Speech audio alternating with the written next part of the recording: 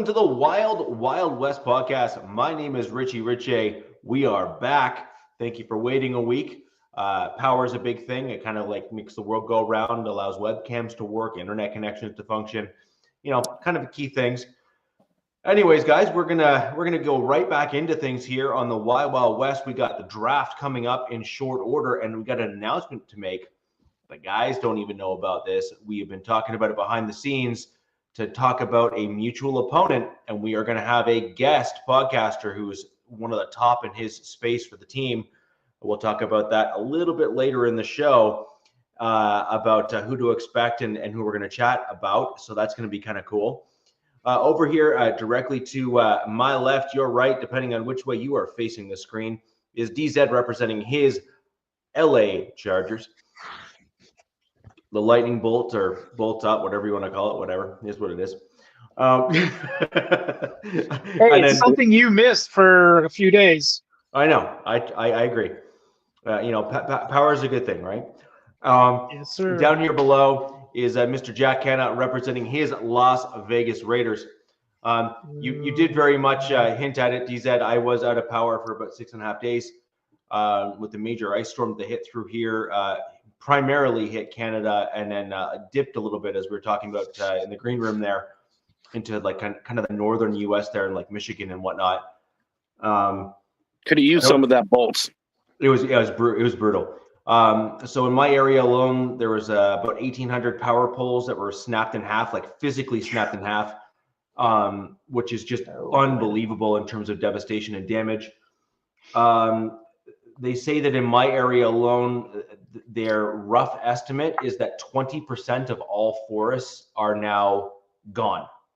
Damn. Just one storm, gone, done. That's it. In my subdivision here alone, approximately 80% of all of the large boulevard trees are gone. They're all getting cut down because they're so badly damaged. Matt, we only have to pay $1 every year, so suck it. So, anyways, obviously not a great little stretch there. I had to carry a chest freezer out to someone about 40 minutes away to get it plugged into their garage, so I didn't lose all the frozen meat that I had in there that I had stocked up over the block there. Why didn't you throw it in the backyard? Because got all that snow. Do you know what? Under normal circumstances, I would, and that's how I kept going for the first little bit, and then it spiked up to like 8 degrees, and I had no power still, so I was basically, on borrowed time at that point, and so I had to carry the freezer out to a friend's place that was about an hour away or 40 minutes away, plug it in, and I was able to get it all working. So I don't know how close you are, like, to wildlife, but that's another reason probably to keep it in a a chest or something like that. Yeah, well, I mean, I got wildlife all around me. I see fox and deer, and we see snow owls here and stuff too, like the white owls and stuff, which is pretty cool. I'm not far enough north to where we see moose regularly, but from time to time they do kind of creep down. But they're normally bear? That's about the only thing you have to worry about, and then eating your meat.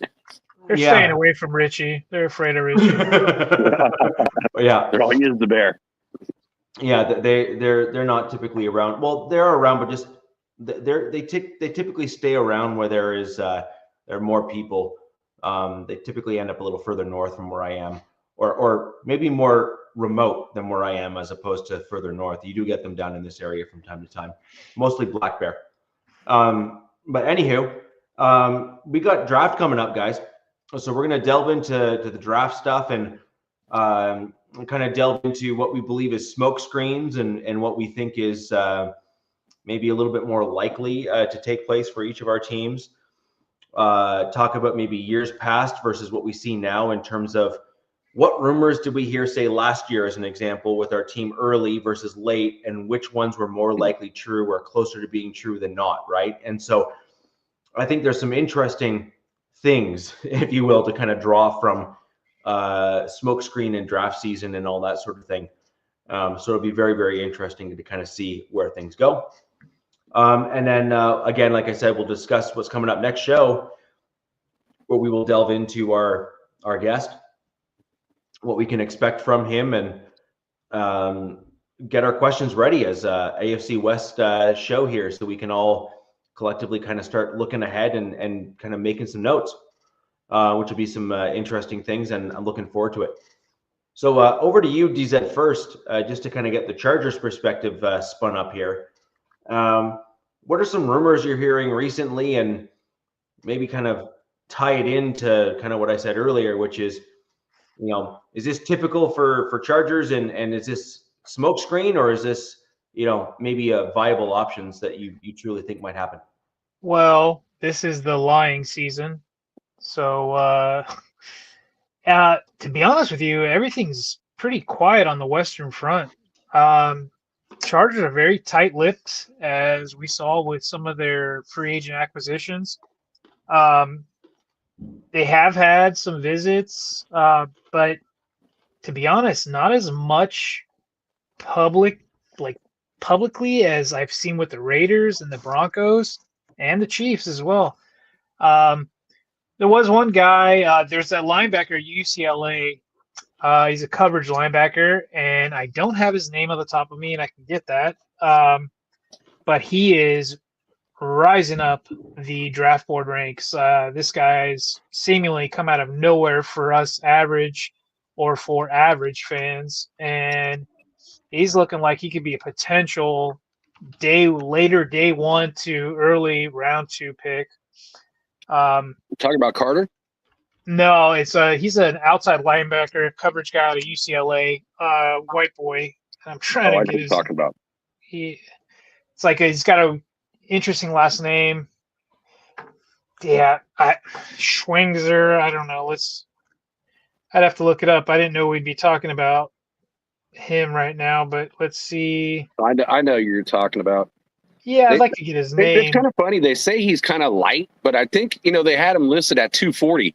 He's going to be, the way I see him, it's probably not the same as everybody's to see him. I see him as like this hybrid box safety linebacker type, because he's, like you said, Jack, he's light, and But I don't think 240 is light though for a linebacker. From what I saw him.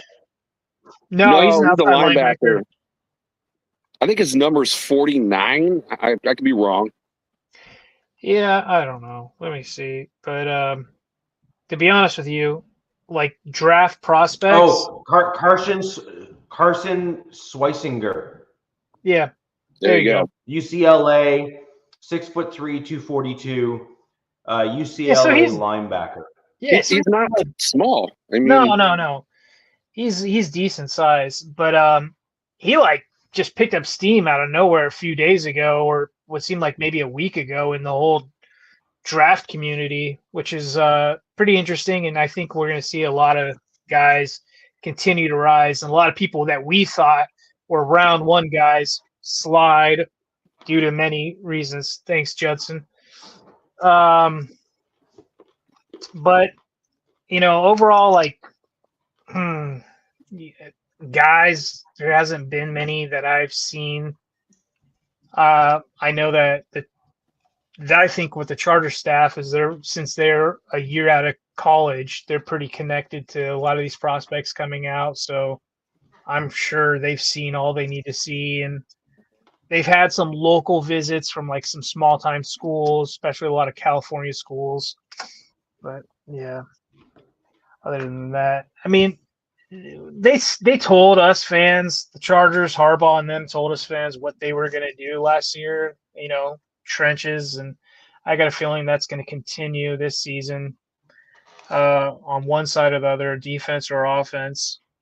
There you go, Matt. Yeah. He's definitely making his rounds. Yeah, dude. He looks. A lot of teams seem to really like him, but it's weird. Nobody was talking about this kid a couple weeks ago. So good for him. Good for him. Yeah. So I don't know. Have you seen with your top 30 visits, DZ? Just any particular groups more than others? No, that's what's weird. Like, so as me being a Chargers fan, I'm like all over Charger news, and nothing has perked my ears with these visits. It's been small schools, and I guess the biggest guy I'm seeing is this Carson guy. I do think they had a visit with one of my guys that I'm hoping they can nab in the second round, which it's looking like he's not going to be there unless they move up, and that's Mason Taylor. That's the tight end, the LSU tight end.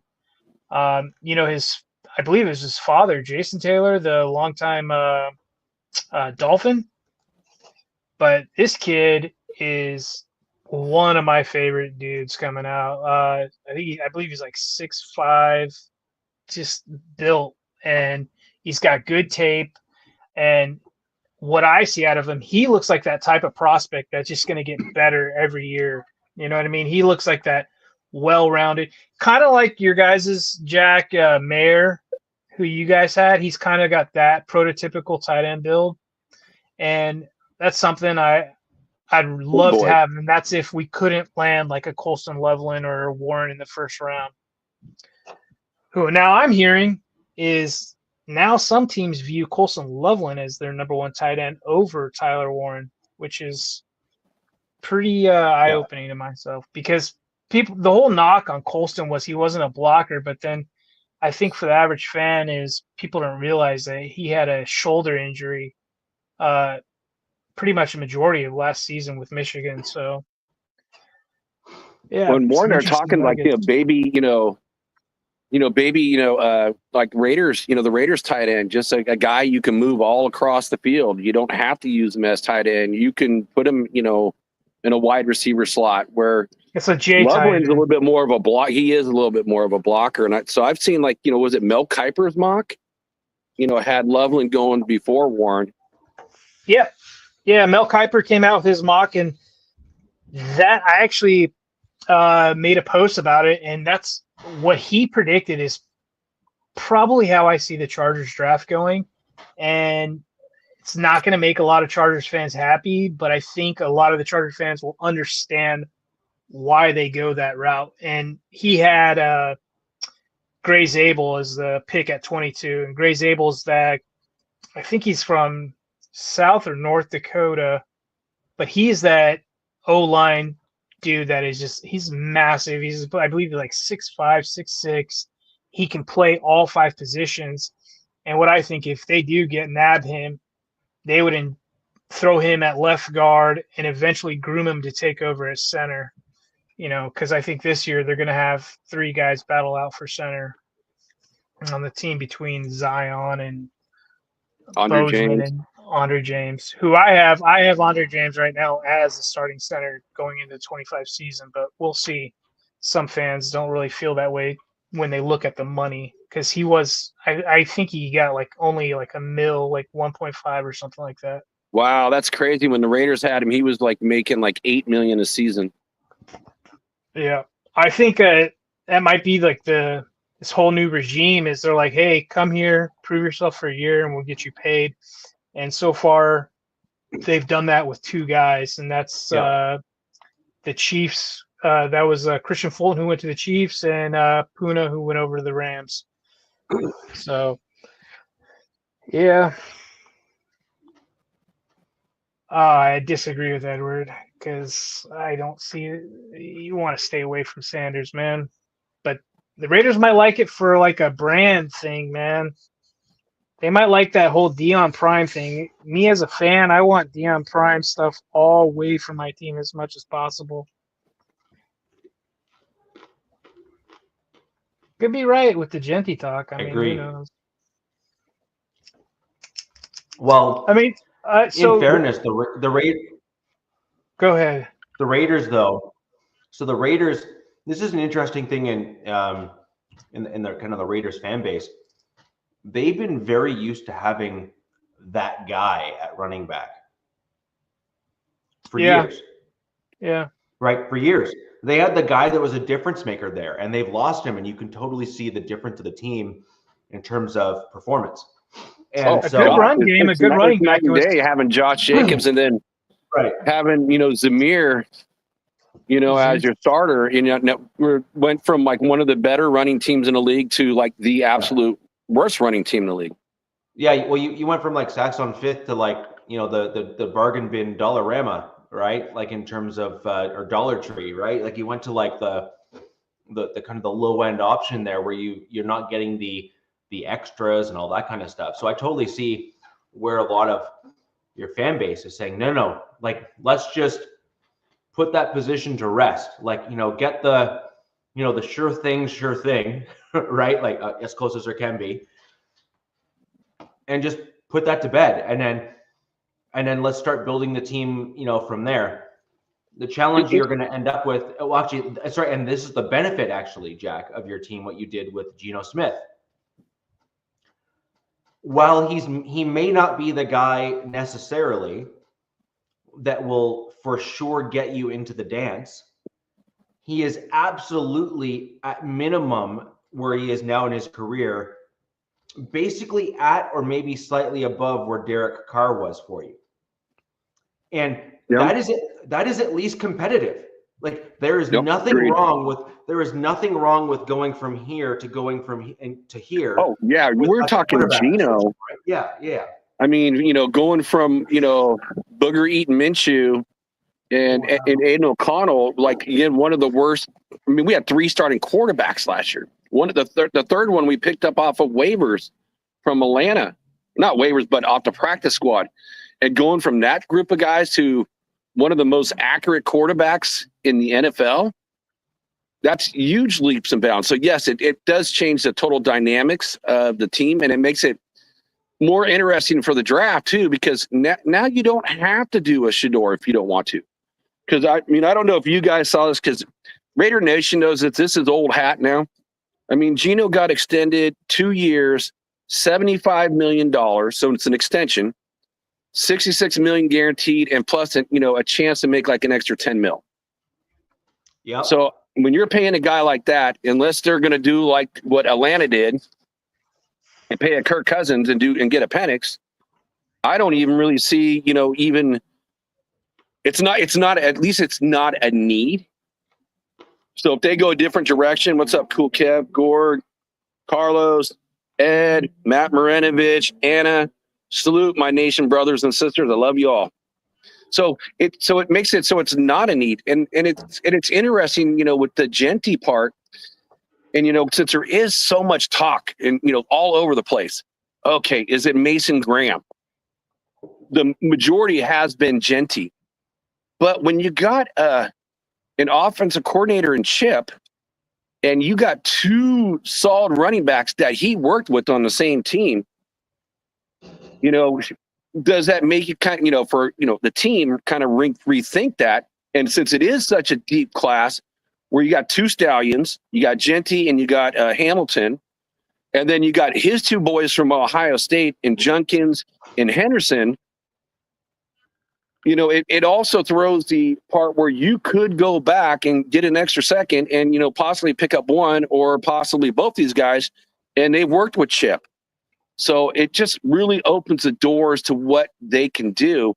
And what I found is really interesting because, you know, again, there's so many beat writers, so many articles that everybody reads from our own teams that I had to look it up today because it is kind of a smoke and mirrors, you know, portion of the year. And I looked at, you know, okay, you got to follow the money. You know, what is, you know, casinos are going to bet on. You know, they want to go out there. And, you know, the Genty thing is definitely the highest. So for every dollar you bet, you lose $1.40. That was the highest odds. And it kind of blew me away because a lot of us in Raider Nation really love Mason Graham. And again, part of it is maybe because the player may or may not be there because, you know, the Jaguars are all, you know, a lot of mock drafts I see, the Jaguars are getting him at number 5. But he's like $10, 10 to 1. I'm reading the chat. I'm seeing Edward Winchell. He says like the biggest need is QB. You signed Geno for a hefty contract for what, 3 years? This whole Shador thing is, you might as well kiss that goodbye, in my opinion, unless they want to let him sit and pay Geno all that money. And, like, yeah, and Gino's Ed, you your know, QB, man. Like, that's your dude, man. So this whole Genty talk is real, and Mason Graham, sure, that's also very real. yeah, and Matt Marinovich, I agree. It's not like the biggest need for us. You know, after re-signing Butler, you know, to what we got him, I think it was a 3-year extension, which is kind of crazy for a guy who's gonna be like 32 years old. So I think it's really gonna be a 2-year. The third year is gonna be like, you know, probably He's the a cut void year. year. Yeah, he's probably got a void year on it. So that's Or what I'm opt guessing. out. And with Ed, you know, talking about that again, looking at Shador, his odds were, you know, it's 15-1. So he's actually has the Did you worst guys see odds out of his the pro top day? 5 or 6 guys that are out there. Jack, did you see Shador's pro day? No, I didn't watch it. It was comical, man. It was comical. It I was think just. pro day. Hey, sure, but look, he didn't do the combine. He had this pro day, and he looked like any dude off the street could do exactly what he did on his pro day. So all he's going off of is his Colorado tape. And who did they beat? Who did he beat while he was a QB at Colorado? Look, I don't want to get into this Colorado and this stuff because his prime guys, like this whole prime sexuals, will come after me. But like, Travis Hunter is the only surefire thing coming out of that school, in my opinion. Shador, sure, maybe will be great if some team lets him sit and marinate for a year or two. But at pick 6 with Pete at the helm for the Raiders, you guys are building to win sooner than later. Genty, Graham are slam dunk picks. Shador, if you want to let him sit and marinate, do fine. I'm a Chargers fan. You know what I mean? Like, fine by me. But I'll tell you what, you guys get Genty or Graham, like you make that D line that's already looking to be one of the upper echelon D lines in the league even scarier, or you get a guy like Genty with that much improved O line you're going to have coming in the 25 season. You know, watch out. Like that's some good stuff right there. And DZ, you hit the money, bro. You hit the nail on the head because that is kind of where it's 1A, 1B. I'm a Mason Graham guy first. And yes, we don't need him, but you put him alongside of those guys, then that reminds me, you know, for as an old school guy, reminds me of the 1983 Raiders defensive line. And for you old guys that are out there, you know what I'm talking about. When you got Howie Long, you got Greg Townsend, you got Bill Pickell, Sean Jones, and coming off the bench is one of Richie's ex guys in Lyle Zato. So I mean, that's when you get that type of rotation, that's what the Eagles, you know, have done. And you look at what they did against KC, and to be able to put that in there for the whole year, it makes the losing, which again, you guys probably don't know this, but Raider Nation knows it. You know, they just got rid of Jack Jones. Yeah, and he was the number one defensive back for the Raiders. So, I mean, if you can get that type of rotation, then it makes it a lot easier, you know, to put that pressure on the quarterback. It makes your DBs look a whole lot better because they have so much more less time. So it's going to be really interesting to see which way they go. But it was just kind of amazing following the money because there is so much hype about so many different guys, especially after Jack Jones. Now it's like, you know, Will Johnson's in the mix. That's definitely something I thought about. What's up, Cool Kev? Likely you too, Jack, because, you know, there's like you were saying, that Michigan guy, and there's another guy a lot of people aren't talking about. I believe it's a kid from Texas, cornerback from Texas. Ewers there. Yeah, he's like in the later rounds, probably like round 5. I've seen him in some mocks. But, you know, like when you were mentioning, like, you know, the kid from UCLA, DZ, like, you know, moving up in your draft. So right now, one of the guys that's like kind of been popping up is Carter. Abdul? Is it Abdul? It's like he's like a linebacker / defensive end. I think he's from Georgia. Wait, no. Hang on, man. I don't know. You got me all confused here. Yeah, he's like the number 2 linebacker behind Campbell coming out, at least in the way of like the, you know, the early drafts. But I've seen him pop up a few times and more articles on him. So it's interesting to kind of see him kind of come out of nowhere. The edge from Penn State you're talking about? No. Okay. No. You guys got him. There's Kobe King, who's a linebacker for Penn. No, he's not. He's not from Penn State. I think he's from Georgia. Okay, so the Georgia guy you're talking about, Jalen Walker. That's Mondin. That's Mondin, isn't it? Walker. I'm sorry. Yeah, Jalen Walker is like in my top 10 of this draft. Like this kid he's like, to me, he's like a Micah Parsons. This is Micah Parsons coming in the league, coming from Georgia. His kid can play, I think he's going to do best at probably in a 3-4 defensive scheme. So I don't know. I can't off the top of my head think about what the Raiders ran last year or with Graham. I think it's a 4-3, right? You guys are 4-3. Yes. Anyways, I mean, but you still get him regardless if he's there. I mean, yeah, he's an intriguing guy. Definitely got a lot of speed to him. Yeah, he's kind of he's either you can play him an end or you can play him kind of, as a middle linebacker. But I don't see the Raiders needing a middle linebacker, just because, again, they got the linebacker from Pittsburgh, and they also picked up, on the cheap. I mean, like league minimum, and the old Tampa Bay linebacker in White, which, he started off on gangbusters, making Pro Bowls to getting cut by, Philadelphia last year. But when you get him up for the league minimum, hopefully he can resurrect his career and kind of go back to that Tampa Bay linebacker when he was a stud. Yeah. That's what, like, when everybody saw that signing, they were like, which guy are they going to get? Are they going to get that Tampa Bay dude, or are they going to get after Tampa Bay? So you would think with Pete and probably Graham that they can probably get some resemblance of his glory days. Hoping. He was damn good in Tampa, man.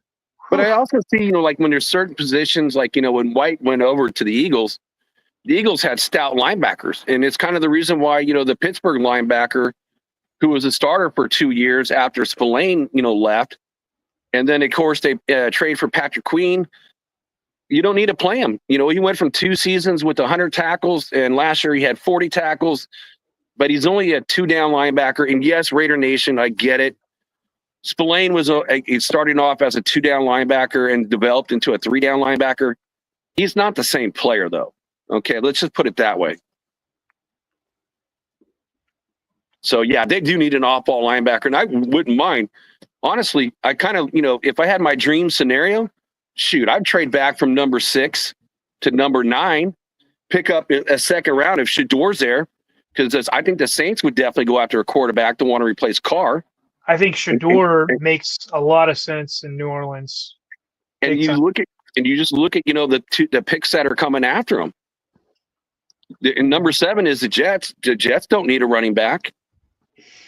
And then did you hear they're talking about possibly trading Breece Hall? I think that's smoke and mirrors as well. I've kind of heard that rumor going to this guy right here. I did see an article on that, but and then I don't see why they would, because the Broncos are in prime position to get a good running back in this draft. But if they don't want to mess with that and then go another direction and go after Breece Hall, you could, but depending on what you have to give up. And then it's like, okay, so if the Jets, let's say they don't make that trade, okay, they're not going to pick them up. Why, and Richie? then you look at the Panthers. The Panthers got Chuba Hubbard, right? And they got one other good running back. So at number 8, I don't really see that happening. So you could trade back, get a second round draft pick, and maybe still pick up Genty. Sure. So to answer your question there, since we looped my team in here, obviously, bring it around. Obviously, Hall had some great seasons with the Jets, and obviously looked good. But my answer to him is no. He's slipped consecutive seasons now, a little bit in the one season, and then more so this past season. Typically speaking, and I think it's also fair to say that the Jets actually did put some resources in their offensive line this past offseason, not the 2025 like not this off season, but the one 24 before. season with the 24 Rogers. season. They tried to bolster their offensive line, and they did do some work there to kind of make it better, air quotes there. And yet we saw a regression actually rather than a progression from him there in exactly Raider Zach. I mean, look where they play though, guys. That field is cursed. But yes, I mean, and so the point is that you've seen him regress. Now, is he regressing because he's now kind of like lost faith in the organization and he's just kind of there for the paycheck? Sure, I can potentially get behind someone like that, but then at the same time, I question a guy like that because you're playing professional sports at the NFL level, and if a guy's gonna kind of cash it in or mail it in when things are not growing great, you start questioning, what type of player he actually is from a mental standpoint, and I think that's fair. Unfortunately, Richie, I think that's going to become the new norm with this whole NIL and how these kids are raised these days. Well, I mean, we could talk about the soy boy mentality and the other components there as well. I mean, I just heard Tennessee just voted to pay high school football players. Yeah. That's a can of worms you don't want to open, and they're opening it seems like. Well, I think it depends. Actually, I could understand why. Like, I'm Canadian, but I could totally appreciate why you'd want to go down that route. So, for example, there's an awful lot of really big dudes up here in Canada that love football, grew up playing hockey wearing exoskeletons on the ice. And I mean, some fantastic players now in the NFL that we now know out of a country that's like a tenth of the size of the US are among the top tier players in the NFL now that are Canadians. You have the tackle that was there with the Chiefs. You have a couple wide receivers that are now playing. The dude in Pittsburgh's from BC, their primary wide receiver. You got another dude that was down in Minnesota who was Canadian as well. I think we got a few Canadians on the team. And you got a couple Canadians there in LA. There's like some of the top tier guys are low key Canadian players that most people don't realize are Canadian just because they came through American universities. And so a lot of them are just kind of hiding the fact that they're actually from north of the border. But when you actually find out, you're like, holy crap, there's, out of a league of so few, there's actually a reasonable percentage of Canadians given the disparity in population between the two nations. Canada still reigns supreme in hockey, which is a very physical sport as well, which again kind of goes to show the caliber of competition that exists north of the border as well. Hockey's insane up here, by the way. It is like, whew, that's a Canadians have to be feeling it right now, having a Ruski break the Great One's goal record. Oh yeah. Well, he's a pure sport. I just wonder how many years the difference was. I didn't look it up, but Gretzky is still the great one. Gretzky is all-time leader in points still, so he's got that going for him. Ovechkin just broke his goal record, and they did it almost identical games. It's pretty wild to see. It's like a script from a movie. It's pretty cool. Gretzky's he's more of a scorer than an assist guy for sure. Gretzky's a pretty humble guy, and he is. He's a great guy. He's a student of the game. Yeah. And so if I remember reading that correctly, he was, quite congratulatory of Ovechkin. And there's certainly a level of appreciation for guys that are able to do things of that nature. And records are meant to be broken, in my opinion. They are. And Ovechkin, I miss his old style of play. I remember when he first came into the league. I love kind of what I like about football that used to exist where, hitting was actually allowed. Ovechkin was a main reason actually in the NHL why they got rid of the open ice hit in the middle of the ice. Because if you remember, Ovechkin used to leave his skates when he hit dudes and he would knock them on their he would just like lay them out. I'm a Caps fan, by the way, but yes. Yeah. I remember. And so I'm there for that. That's my style of play. I think that's the way that contact sports are meant to be played, which is if you want to do something stupid like skate with your head down across the middle of the ice, you know, FAFO as far as I'm concerned. And yeah, this guy's just built different, man. I think he has a little like Neanderthal in him. Like he eats Cheetos and like just the weirdest foods. He drinks. I think he says this. He drinks a beer like after every game. Yeah, he just drinks beer, pugs vodka, like hot Cheetos. He doesn't care. I don't even think he works out. Like the dude's a freaking beast. Yeah. It reminds me of like, you know, Olin Nolan. It's just like old school, you know, not this. Yeah. Definitely not from this era. Let's just say that. No, and I agree. But I mean, when you transpose what we kind of are talking about there over to like the NFL and the other guys, is I just think you're dealing with some interesting things with players and teams and other things like that. But transposing back over to what we were talking with Jack there,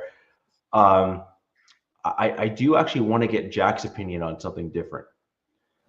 I've been seeing some interesting comments here in the chat. By the way, love the banter back and forth here. It certainly makes this show go by quite a bit quicker for us here as we're going through topics.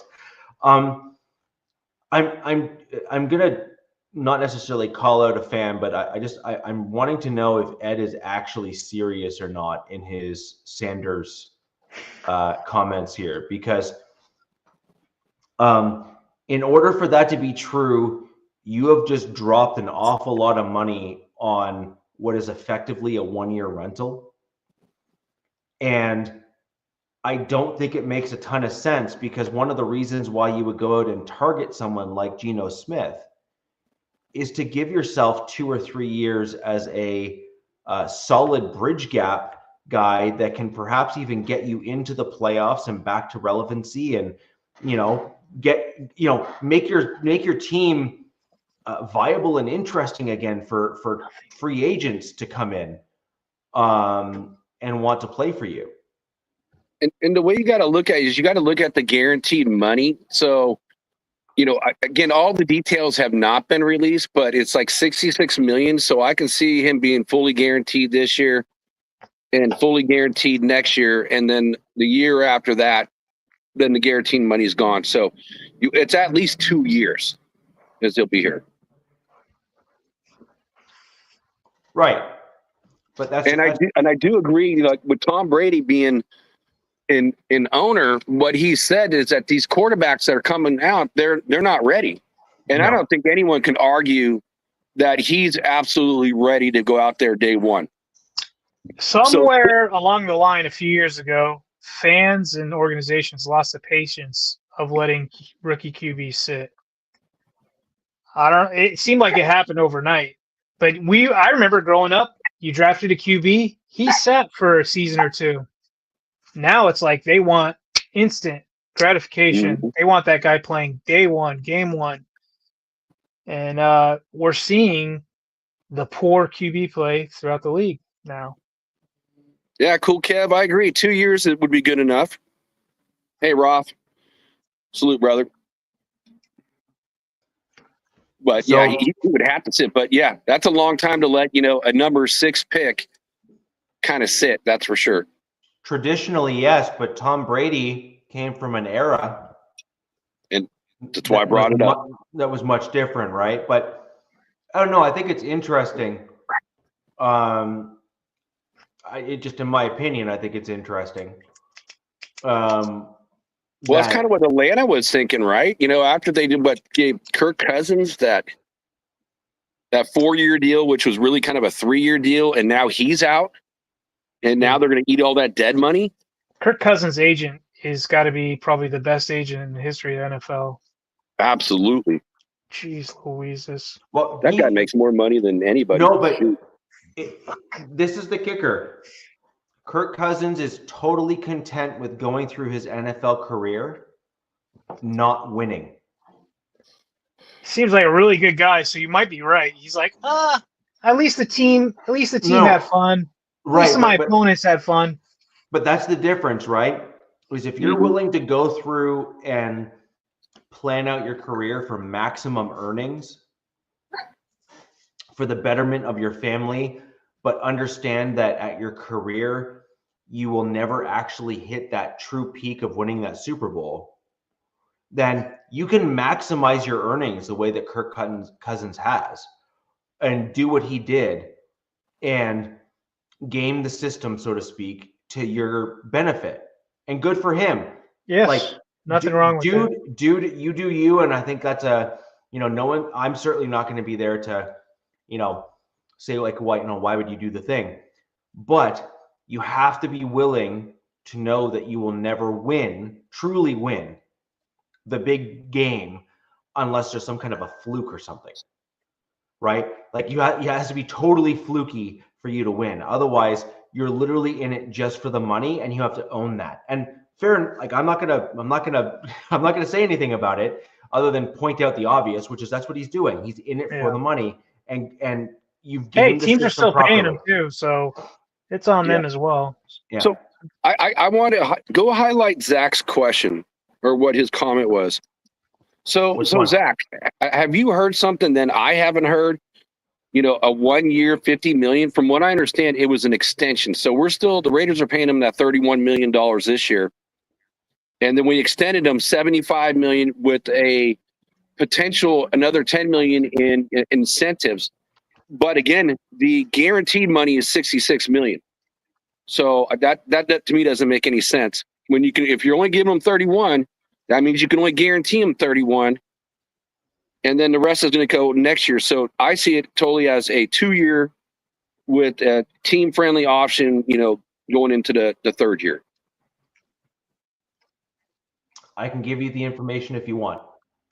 Yeah, look it up. That'd be great. Your cap hit this year. Again, I didn't see a ton of news. So I just kind of heard the basics of the contract. So I'm literally looking at the numbers right now.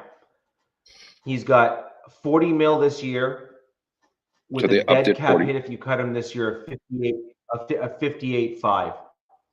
2026, his cap hit is 26.5 mil, and his dead cap would be 18.5. Still does not make sense to cut him because he'd be at 18.5 given in 2026. That would still be a reasonable price for an upper tier backup quarterback for your team to have. Even especially if the total is 26 for that year anyway. Right. So yeah, you got to look at it. Minshew got 2 years for $25 million. He was supposed to kind of be almost the backup. Right.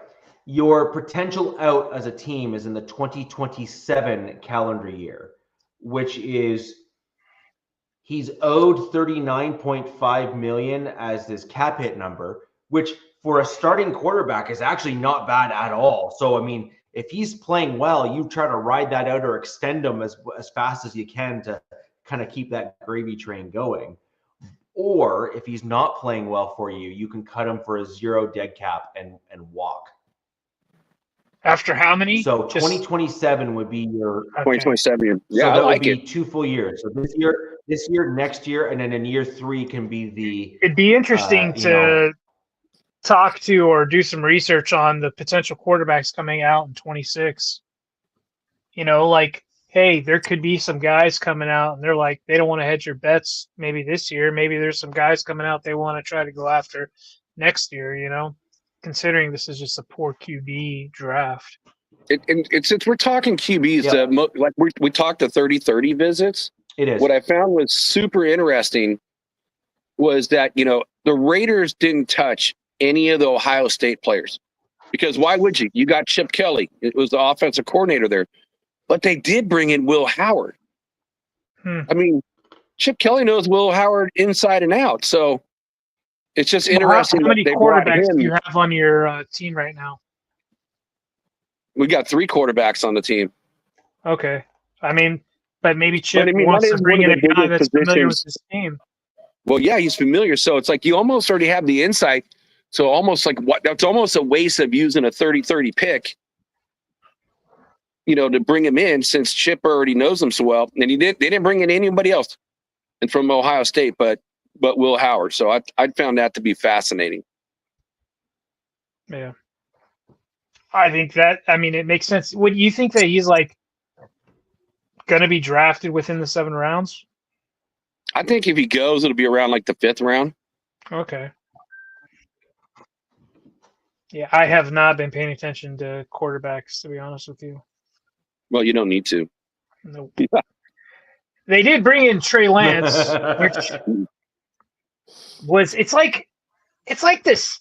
They just do stuff that make jokes. The jokes just write themselves. And but the Trey Lance thing I was like, what the hell are they doing? I just complete head scratcher.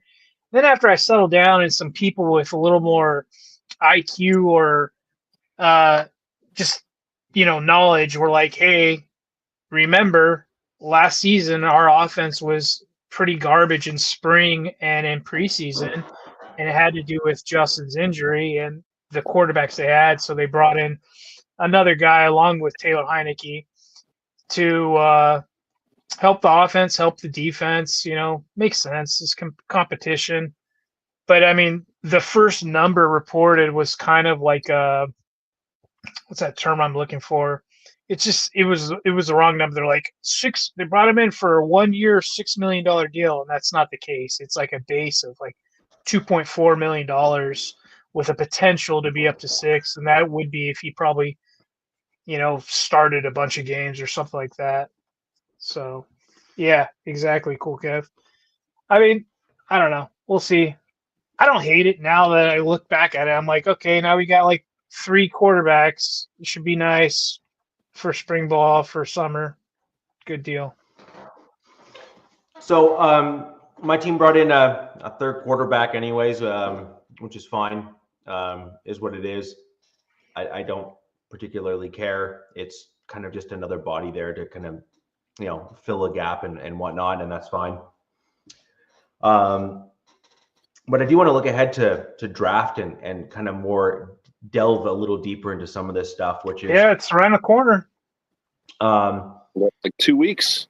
Yeah. So we're gonna break up the draft talk just for 1 week next week, and I may as well announce this now while we are mid-show and as we kind of pivot away from kind of like news and some kind of basic talk here, which is we will be having on the Warpass Corey Sanchez coming on from the Washington Commanders, which is a mutual opponent for all of our team, an ascending team as well. They got to be pretty damn happy with themselves. Yeah. And so I thought that would be a great team to kind of bring in to kind of talk about, dare I say, an overnight success story as a team in last year to now. And I think it'll be a really, really interesting, discussion to talk about how the Washington Commanders kind of overperformed, kind of from where they were meant to. And God damn you got Jaden Daniels. And they got Jaden Daniels. Look what new ownership can do for a team, man. Mm-hmm. That's all I got to say. New ownership. And a Jaden Daniels doesn't hurt either. Oh, no, obviously no. So, and now it's a matter of them building, and I think that there's going to be some interesting discussions there. So the question is, can you build on what you did last year and kind of continue that progression? Or are they going to either regress or flatline from where they were last year, which is going to be a really interesting discussion. So I'm really looking forward to he and I have gone back quite a number of years. I've been on his show several times. He's come on here quite a few times in terms of talking about his team. So our audience is familiar with him, but obviously when we were chatting, it was in the darker days of his team and their progression. So their story arc has kind of gone from basement to, dare I say, quite relevant in today's NFL in terms of tough out and everything else. So that'll be really, really interesting to talk about. So let's shelve that though, and we'll look ahead for something pretty interesting for next week, which is to really talk football and kind of delve into comparison of like rosters and everything else. That's always fun discussions to have on the show. Yes. But when we look ahead to the draft, I just thought I'd kind of bring up some Broncos stuff just because there hasn't been a ton that we've talked about my team in terms of thus far. There's a recent phenomenon that's occurred in recent days on X, and it just reeks to me of plant. Like a smoke screen, just toss out to the wind to the media, pundits and let them run with it and do all the dirty work for the internal organization. And that is this talk that I'm seeing on X all everywhere, and I'm getting into spats with people, which I always enjoy, just because I believe so many people are irrational when it comes to talking glad you sports. do. I just think it's funny. It brings a smile to my face when I hear people try to rationalize what is not rational. And it just blows my mind that people can kind of square a round peg in their minds. So anyways, it is what it is. But I actually do. So there's two things I'll kind of bring up. One, there's a ton of talk right now within Broncos country of us drafting a wide receiver in round 1. Hey, I've seen that. Wow, who are you targeting? I've seen that quite a bit. It doesn't seem to matter. Like all over Broncos country, it's like wide receiver, man. Why would we draft a wide receiver? Wide receiver, wide receiver, or whatever. Yeah, and they're all over like Ohio a couple State people. And yep. My answer to that is, like, if that happens, I might break something. Well, please don't draft him. Look, hang on. Let me give me my 30-second spiel why you shouldn't break something. You guys had one of the top O-lines last year. You have a young rookie quarterback who did really damn good, especially towards the second half of the season. So if you inject him with some young, controllable weapons like an Emeka Egbuka, that Ohio State guy that everybody has draft fatigue over, I can only see that being a positive. But obviously, knowing you, Richie, for quite a while now, that doesn't mesh with what you would like in the first round at all. But me looking from the outside looking in, trying to take off my Charger hat and everything else, that seems like it would only be a positive for him. And I'm done.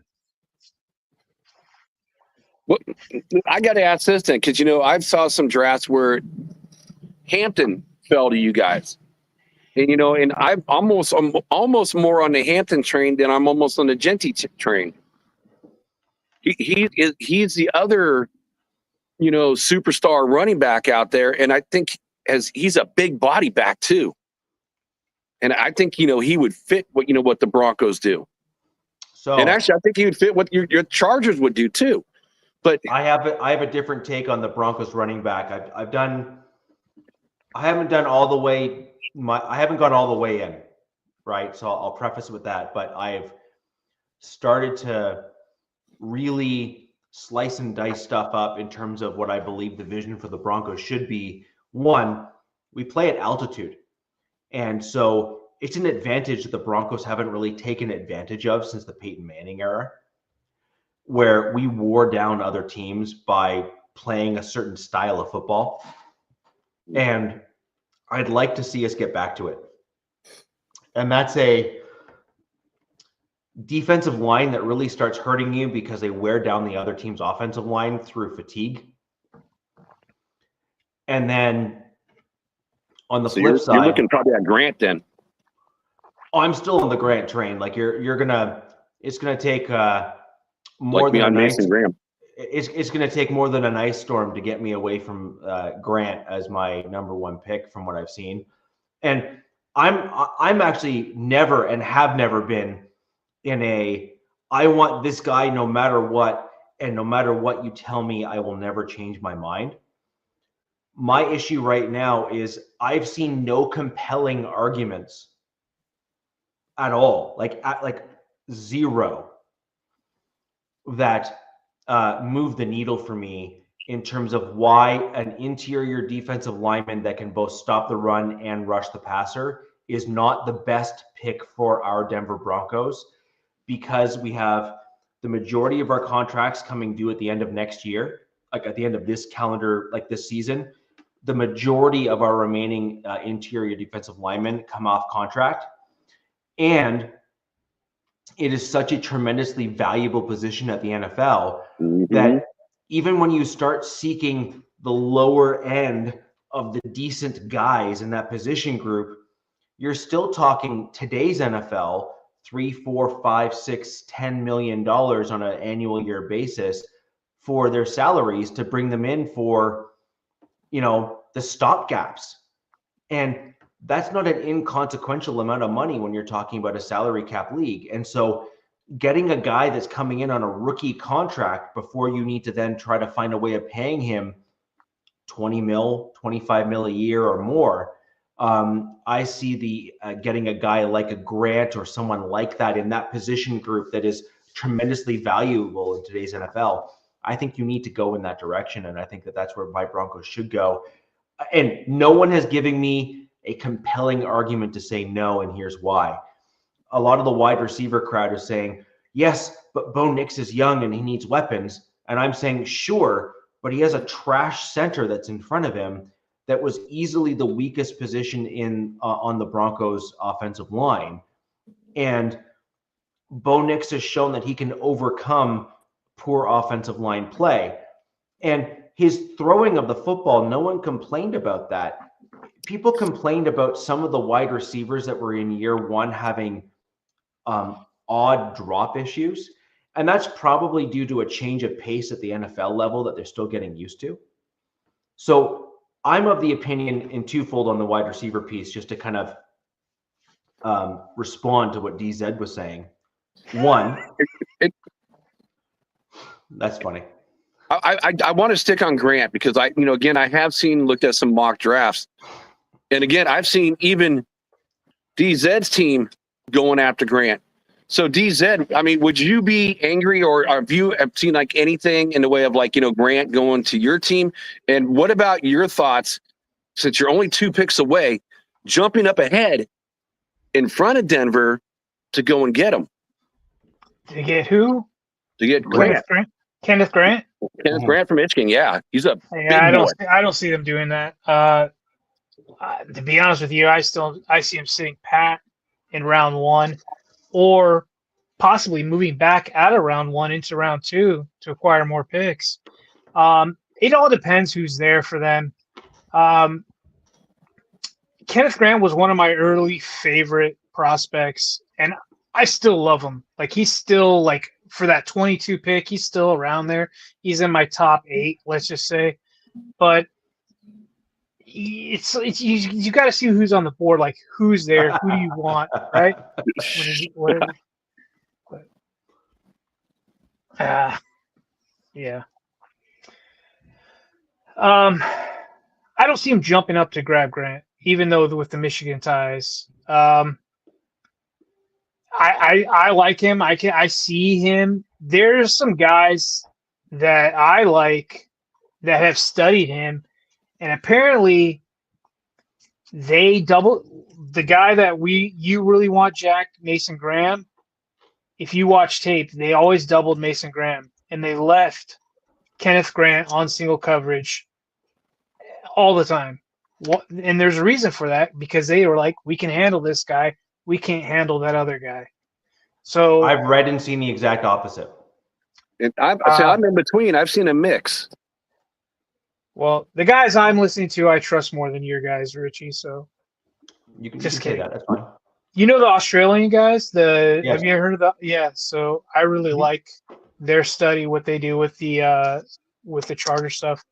But I like him. I feel like there'd be other guys I'd rather have over him to grab. Like, I would rather have the Ole Miss guy, Ole Miss D-tackle. I'd rather have, to be honest with you, if Derek Harmon is there, the Oregon D-tackle. The Oregon D-tackle to me is... He's actually ranked number 2. Yeah, and he could be there at 22, and that guy has comps to Chris Jones. I mean, like, holy shit. Like, that's a nice comp to have. You know, another guy I like too is the defensive nose tackle out of Kentucky. He's like 340. You're talking about Deion Walker.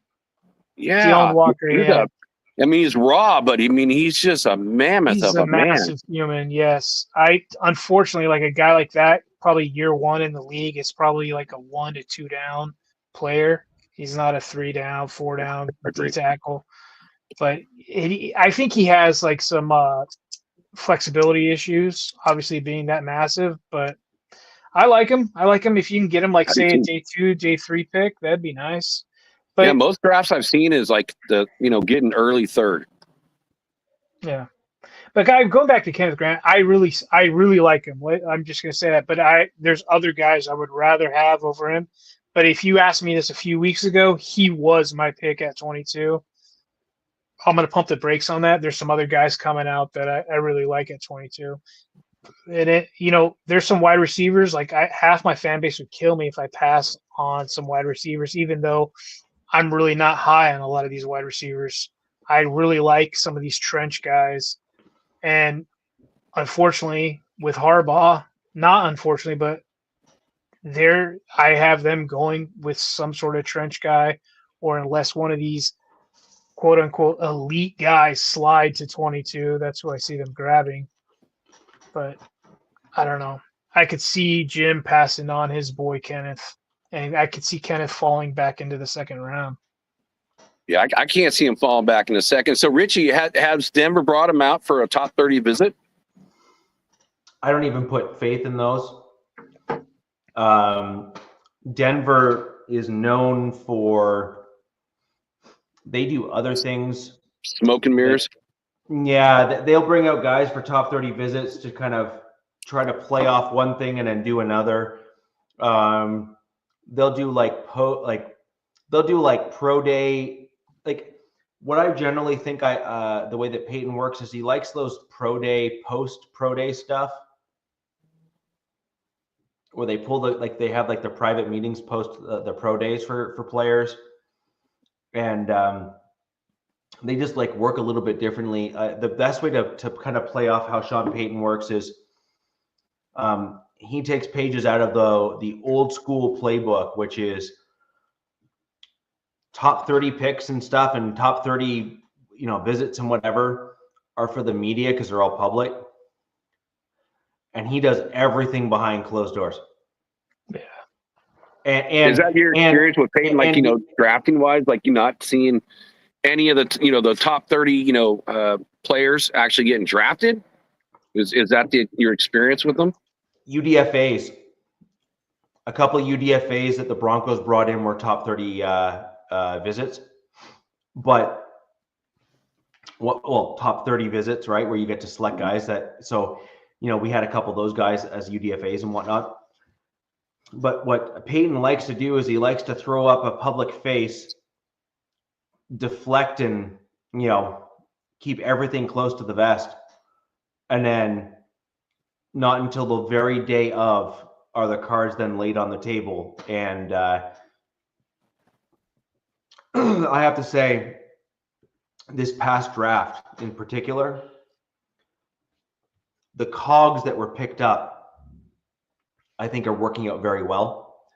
And to kind of take a page out of Raider Zach's, comment here, I agree. For the first time in many years, there is a cohesiveness that is happening with my Denver Broncos. And yeah, I fucking hate it.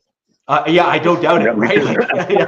I don't doubt it. But, I mean, even though we beat you guys both times last season, I saw it. And I'm like, oh God, here we go. Here we go. Yeah. And I kind of saw the same thing, but I'm going to be a little bit more reserved just because that's my nature when I look at this stuff, which is heavily analytical until you can prove me otherwise, and frankly critical until you can prove me otherwise. And I finally see a vision occurring. I finally see cogs and a style starting to come together with the Denver Broncos.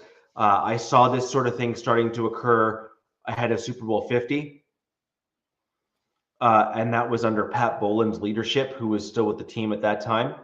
Yeah. Sadly, we have now lost Pat, and we've lost that vision and that kind of demand of excellence that's been within the building since his passing.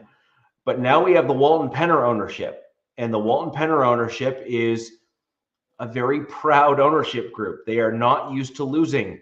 They are used to winning in the business world. This is like, I set out to do a thing, and I'm going to do the thing. They make us check our own groceries out now. Yeah, sure. But it's basically I'm used to winning, and therefore I intend to continue to win. So I bought a sports franchise, and I'll be damned if we're not going to win too. And I think that's the general mentality of the ownership group. And I respect that as a fan. And I think you're seeing a head coach who is brought in with that vision and mentality. And I think they paired him with a business guy.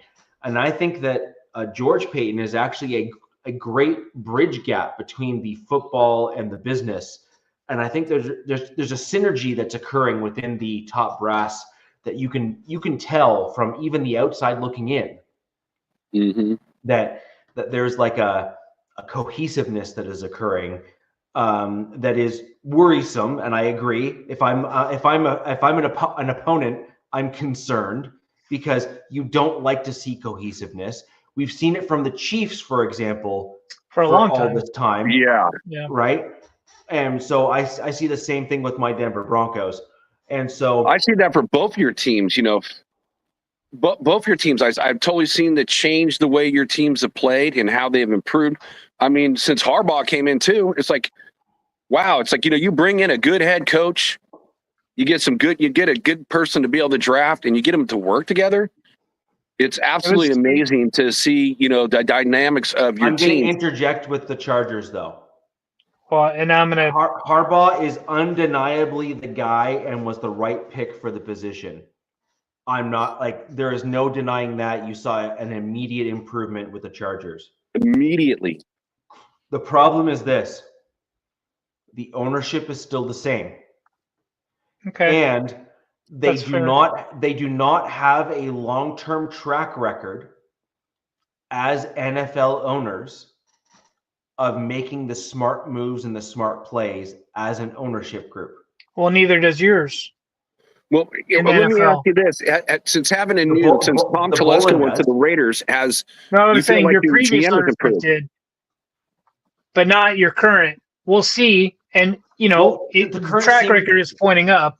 Yes, I would say at this stage here, as let's look at it. So let's look at the Spanos and the Bolin, like Pat Bolin and the Spanos. Big difference. There's a huge difference between the two owners, right? You just touched on a very touchy subject, and it's very hard for me to defend the Spanos family. But from their defense, they are a very blue collar ownership. They are not one of the most wealthy owners in the league, and to be honest, they cheaped out on a lot of head coaches and a lot of GMs for quite a while, especially when Alex died. That was the first Spanos, and his son Dickhead Dean took over, dragged him out of San Diego, had him play in a soccer stadium in Costa Mesa or wherever the hell it was, and now they're in LA. Looking back on it, it's a smart business move because you get that LA market, even though LA really doesn't claim them yet. But yeah, you're right. I agree, Richie, with you. Not in the same realm right now. But what I did see when they hired Harbaugh was something that I haven't seen from the Chargers ownership for a very damn long time. They said, that's it. We're done messing around. Let's get our guy. And what they let Harbaugh do is get all his guys with him. He brought like half of Michigan with him and brought all the other coaches that he knew. And the GM that we got with Harbaugh is a longtime guy that was with Baltimore. Everybody already knows this. We don't need to rehash all this stuff, but I think he's a up and coming GM due to working under some of the top GMs in the league over in Baltimore. So yeah, Jack, you're right. But not on the same realm. Head coaches are phenomenal. I mean, just looking at it from what I had to deal with the last season, I felt like, there was like children on this team. And, and again, Yeah, I there's not definitely one wasn't happy snap when you that's guys been hired played. Pete, man. But, Jack, I hiring was not Pete happy about it. and then hiring Pete and then, getting Chip and getting Spycheck, getting Brady. I feel like, there's like adults in the room. There's not a bunch of kids anymore. It's not the same asylum. And I see what you guys have done, and you guys have showed it on the field. It's almost like Davis saw what they did in LA and was like, all right, we're doing that too. Because it was like he saw that flip happen in LA and he's like, I want that too. So we got to get serious about it. And that's seemingly what he's doing with that. Look, you can say what you want about Brady. He's been in the league. He's probably the best quarterback to ever do it, arguably. And then Spycheck, I don't know a ton about him, but I do know that he was with Brady. But then you bring in Pete Carroll, man. Like, I hate that I have to root against Pete Carroll this year because I really like the guy. He's a damn good coach, and he's proven. Same with Peyton. Same with Reed. I mean, we have in this division 3 of the top most winningest coaches in the league right now. And here's an interesting thing with Pete. So after Pete left, he was an advisor for Seattle. Yeah. And him and Gino would talk every day. And since he wasn't on a team last year, he's not tampering. And it's just amazing that once Pete took over and then Seattle wanted to offer a contract that was similar in numbers, he's like, no, I want like 45. And Seattle's like, okay, we're not going to give it to you. And, they basically, I feel like there was collusion behind the scenes between Pete and Gino. But again, he wasn't on a team at a time, so it's not tampering. Yeah, Pete's departure out of Seattle was really weird. That was weird. Yeah, he obviously still wants to coach. He still feels fresh and spry then. So maybe he took a year off. And Vegas was like, hey, man. I think Pete took a year off to ensure that he still had the drive to do it. Yeah. Because, as much as fans, we like to all think that coaching is just an easy thing to do. It is a lot of work, a lot of work. And so you need to make sure that you're in a position where you, at the age you are, because remember, he's no spring chicken at this point. Right. No. He's got to make sure that he's got that same Pete Carroll energy that he can go out and kind of do the thing. And I suspect that probably played a role into his decision-making process. Kind of diverted again, but I want to kind of circle back to what you were saying, Jack, about, what about running back and what about running back and what about running back? Because the Broncos definitely need one. And I can't run from it at this point, no pun intended, but I want almost a full reset in my running back room for my Denver Broncos. And so I took the time to dig into this a little bit. And a colleague of mine here at the MHRT Network partially hit what I would like to see happen. But not. There we go. Now I get to hear what Richie wants. So I see round 1 being Kenneth Grant. At least that's what I would like to see, that interior defensive line shored up. But then I think it's undeniable. The Denver Broncos need to reset the running back room, and they need to bring in guys that make sense. There's a few options there, but I think that realistically speaking, given where the Broncos pick at 20, there's going to be a lot of guys taken off the board in round 2. I believe Jaden Blue will be there for us in our second round draft pick. And what's cool? Jaden Blue, Texas. He had a decent combine. He looked pretty good, and so this would be your second round pick you're talking about. Correct. So is he a three down running back? What's his stats? I mean, not stats like yards and stuff. Is he a thumper? Because I was thinking, at your pick in number 2, someone I think that would make sense for Sean Payton would be like Henderson out of Ohio State, who can run, and he's a patch catching running back. So it kind of reminds me of almost like a Kamara type player, which is what Sean Payton loves. My problem with that is that we probably need to trade up in the second to get him. Probably. Possibly, yeah. That's not good. Well, if that's not what I've seen, but I've seen conflicting pieces on that in terms of whether it be situationally or what have you. But I'd like to see someone like a Jaden Blue. There's a couple other guys too that I had in mind, but I just liked kind of how he performed and what he looked like at the draft, and I think that he can overcome some of those quirks. And I'm also just being realistic in saying that I think that by the second round for the Denver Broncos, Genty will be gone, Hampton will be gone, Henderson will be gone. I believe Scatterbolt will be gone. I believe that Did I just hear you say Scatabolt? No, Scattaboo. Scatterboot No. will be gone. Scatterbolt. That's why I want him to be on the Chargers so he can have the nickname Scatabolt. And I don't doubt that that's exactly what you were thinking too. Then we have Judkins, and then I think Caleb Johnson will probably be gone too. I think Dylan Sampson will be gone. I think Devin Neal will be gone. And then you start getting into maybe kind of sort of, which is Kevin Neal, DJ Giddens, Jordan James, RJ Harvey.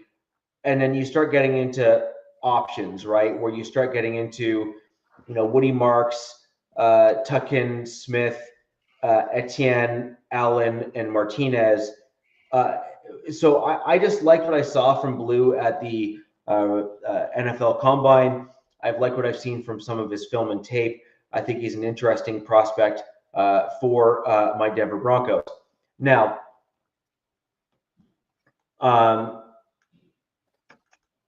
I'm looking ahead, and this is where my second running back comes in because I've been on record. I want two, right? Double dip.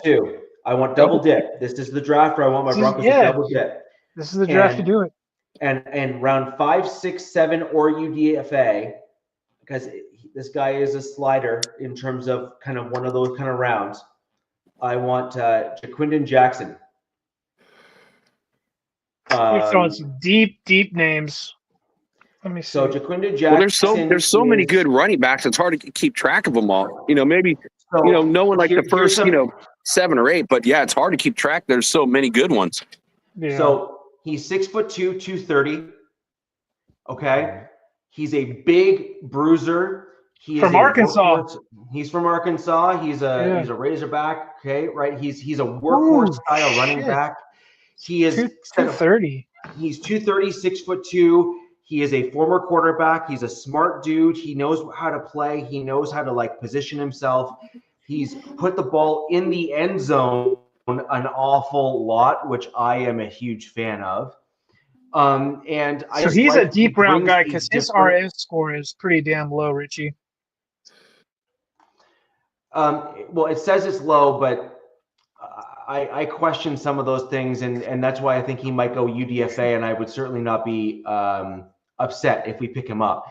And let's put it this way: he can't be that out of touch with things if he's putting the ball in the end zone as often as he is. So I just question some of those things.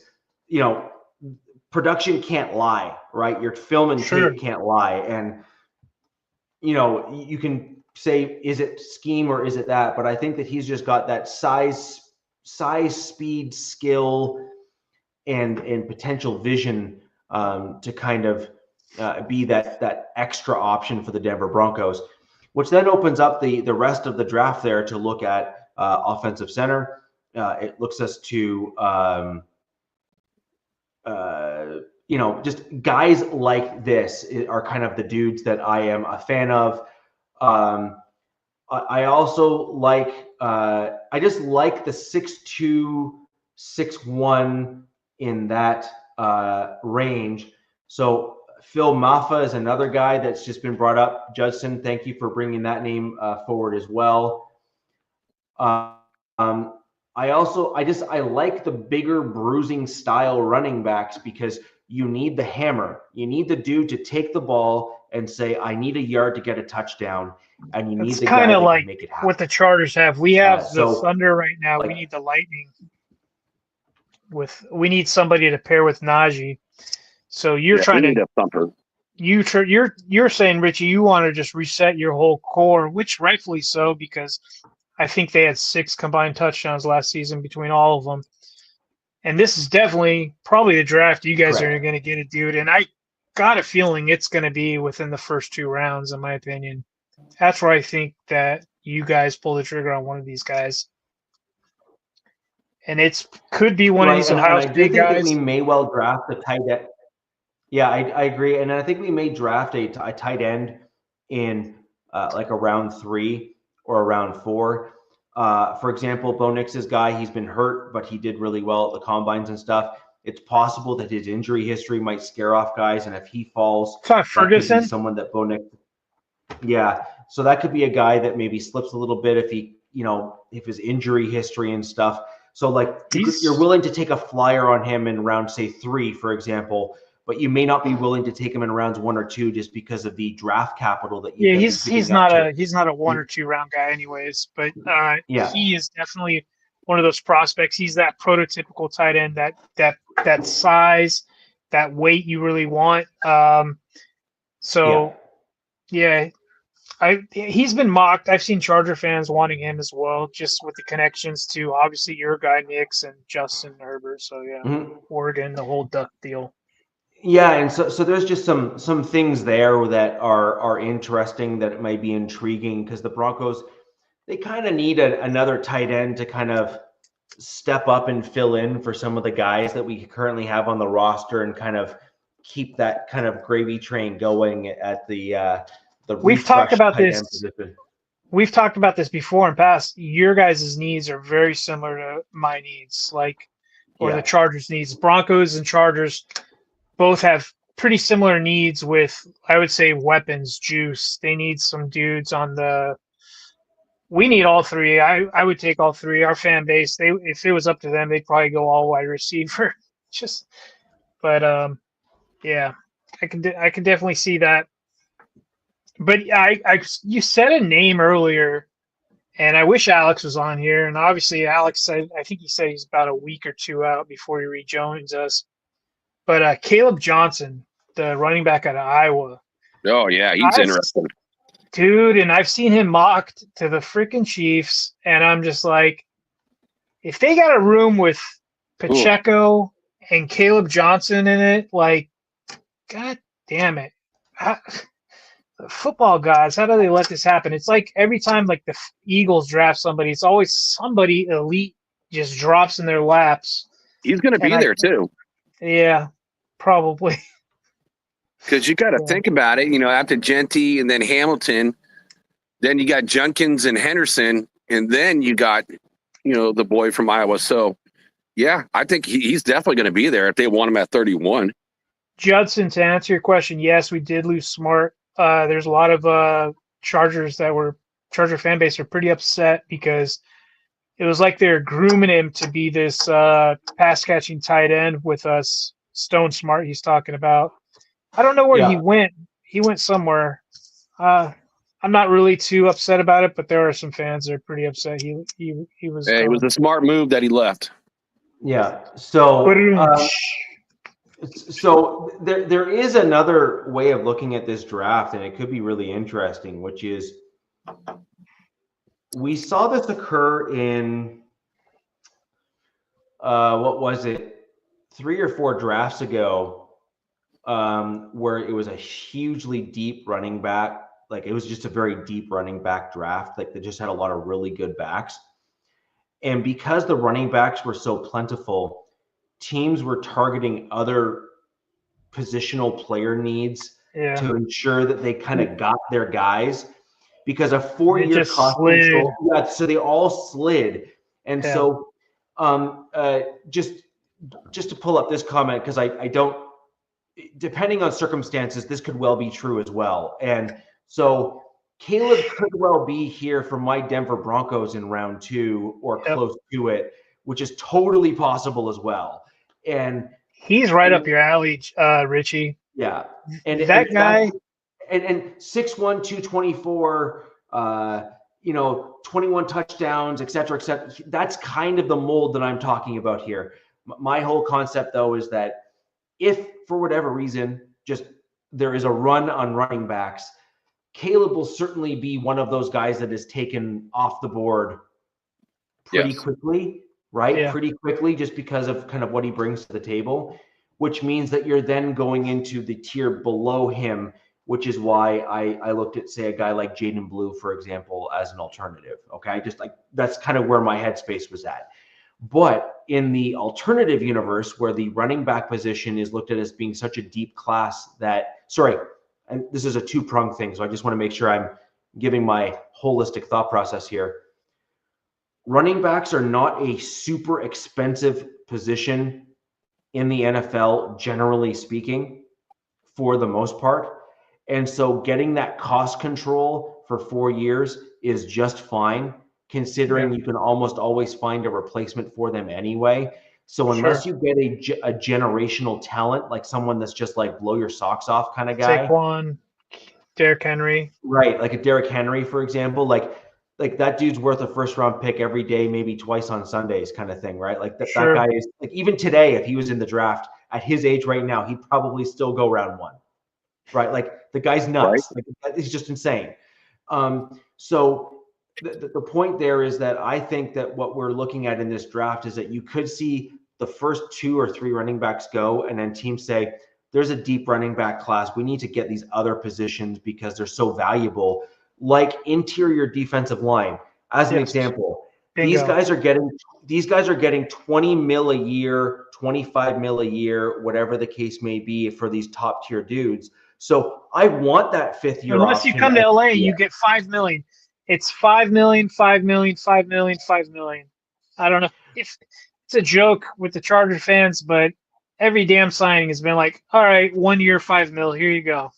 1 year, $5 mil, here you go. But the problem with that is that California and LA taxes, you're basically saying, dude, our weather's great, but our taxes suck. So there's a way around it. If they've got a residence in a low tax state, they have ways to work around it. But yes, you're right. So it's like our weather's awesome, but taxes here suck. And they are the worst. Bad. Yeah, literally the worst. Bad. Yeah, they're bad. Like can't argue with that. New York is almost at a position to say hold my beer, but California is certainly like 1A, 1B kind of thing, right? They're number 1 in the U.S. for the worst taxes. I live in the 5th worst state, which is rising, which has me looking for greener pastures. Yes. So anyways, with regards to that kind of stuff, the way I look at it is teams are going to be looking at the direction of the NFL and the directionality of the NFL, which is offensive line, defensive line, quarterbacks.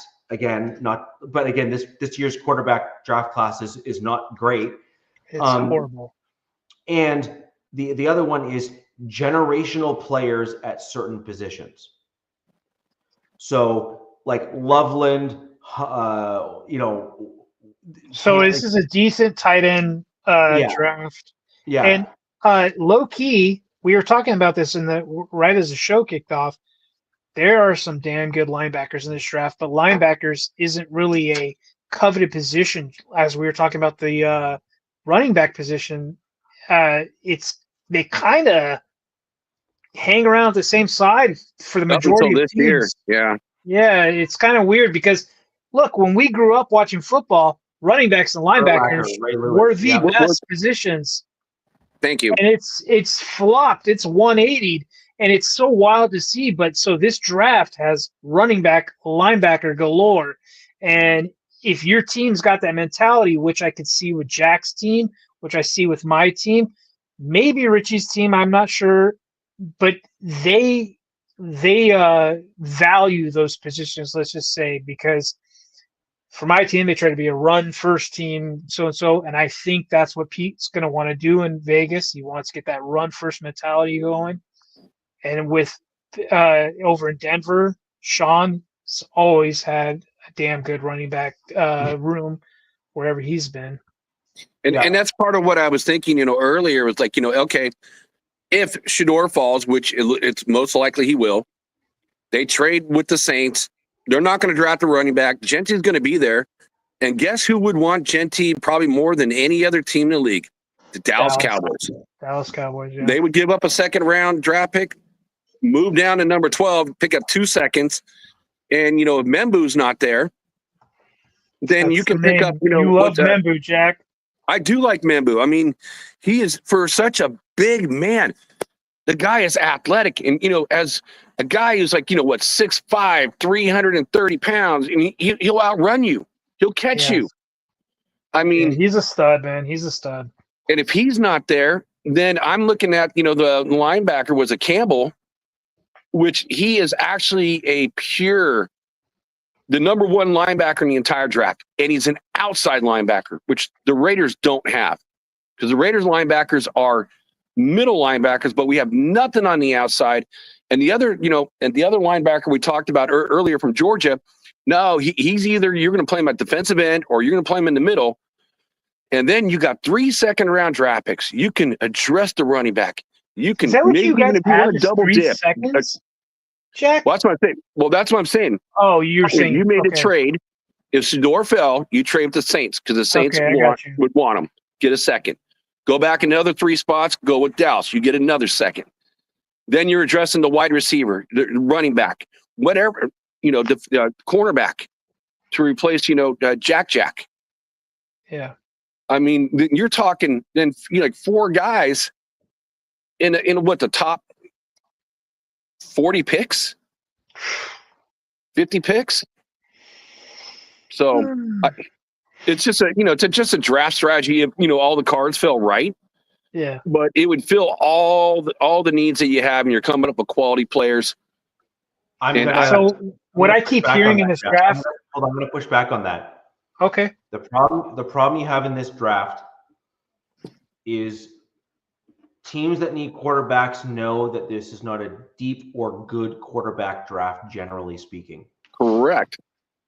So they're going to have to push up. No. You're missing my point, though.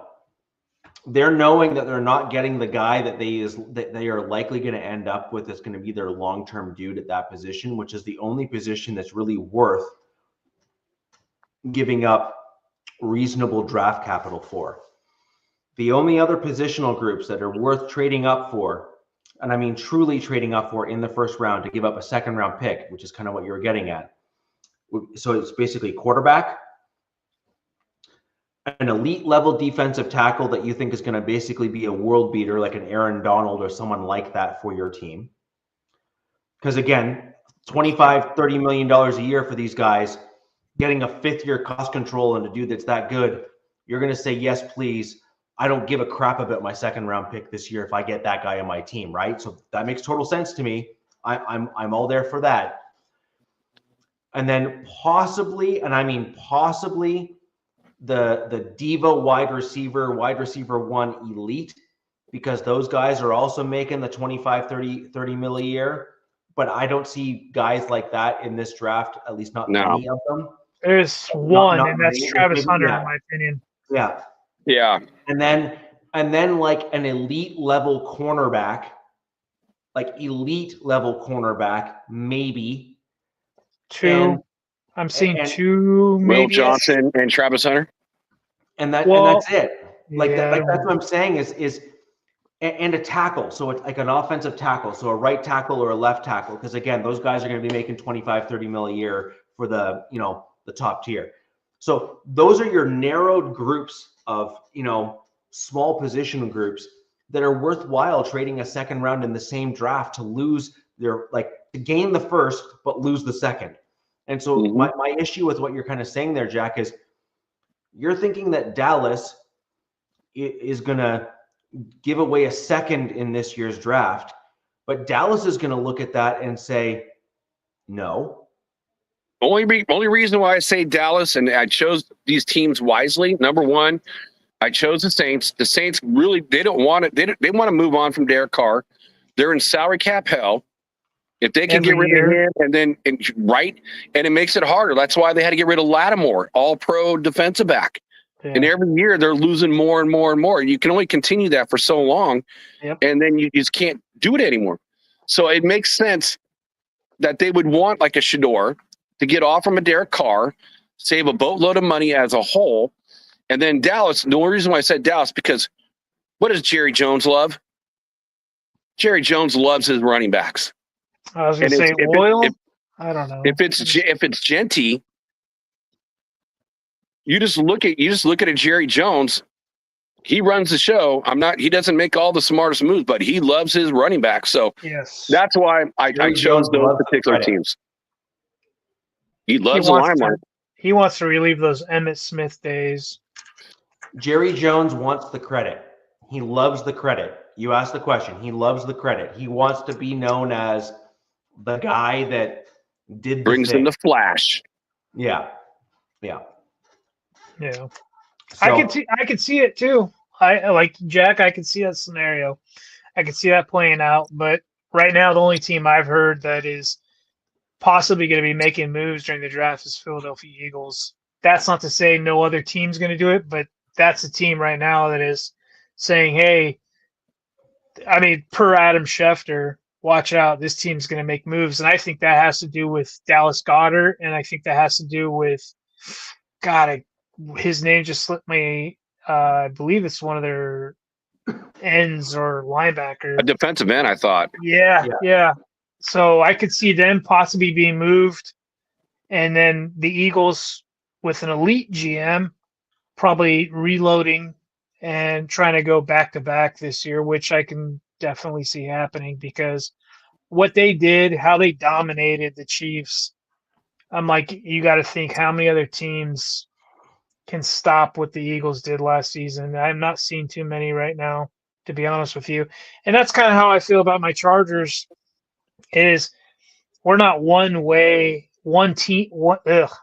player away from true contention. I mean, there's a lot of players that I feel like need to be onboarded onto this team. And this draft is huge. This is a huge draft for my team. In a couple of reasons. Because this coaching staff knows these prospects coming out, or they say they do, or they should know these prospects, and they want to onboard that mentality, that kind of that Harbaugh style ball they want to, employ in the 2025 season and beyond. But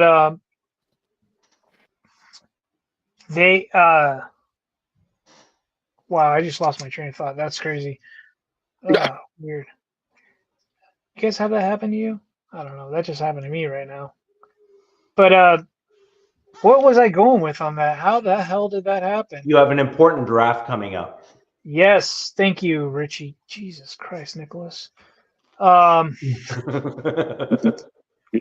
think these beers are killing my brain cells right now. Yeah, so they need to hit this draft out of the park. They have 10 picks to do it, and this draft, what I keep hearing is it's not full of elite talent. It's full of starter talent. So a lot of teams can fill a lot of starting roles, and that's how.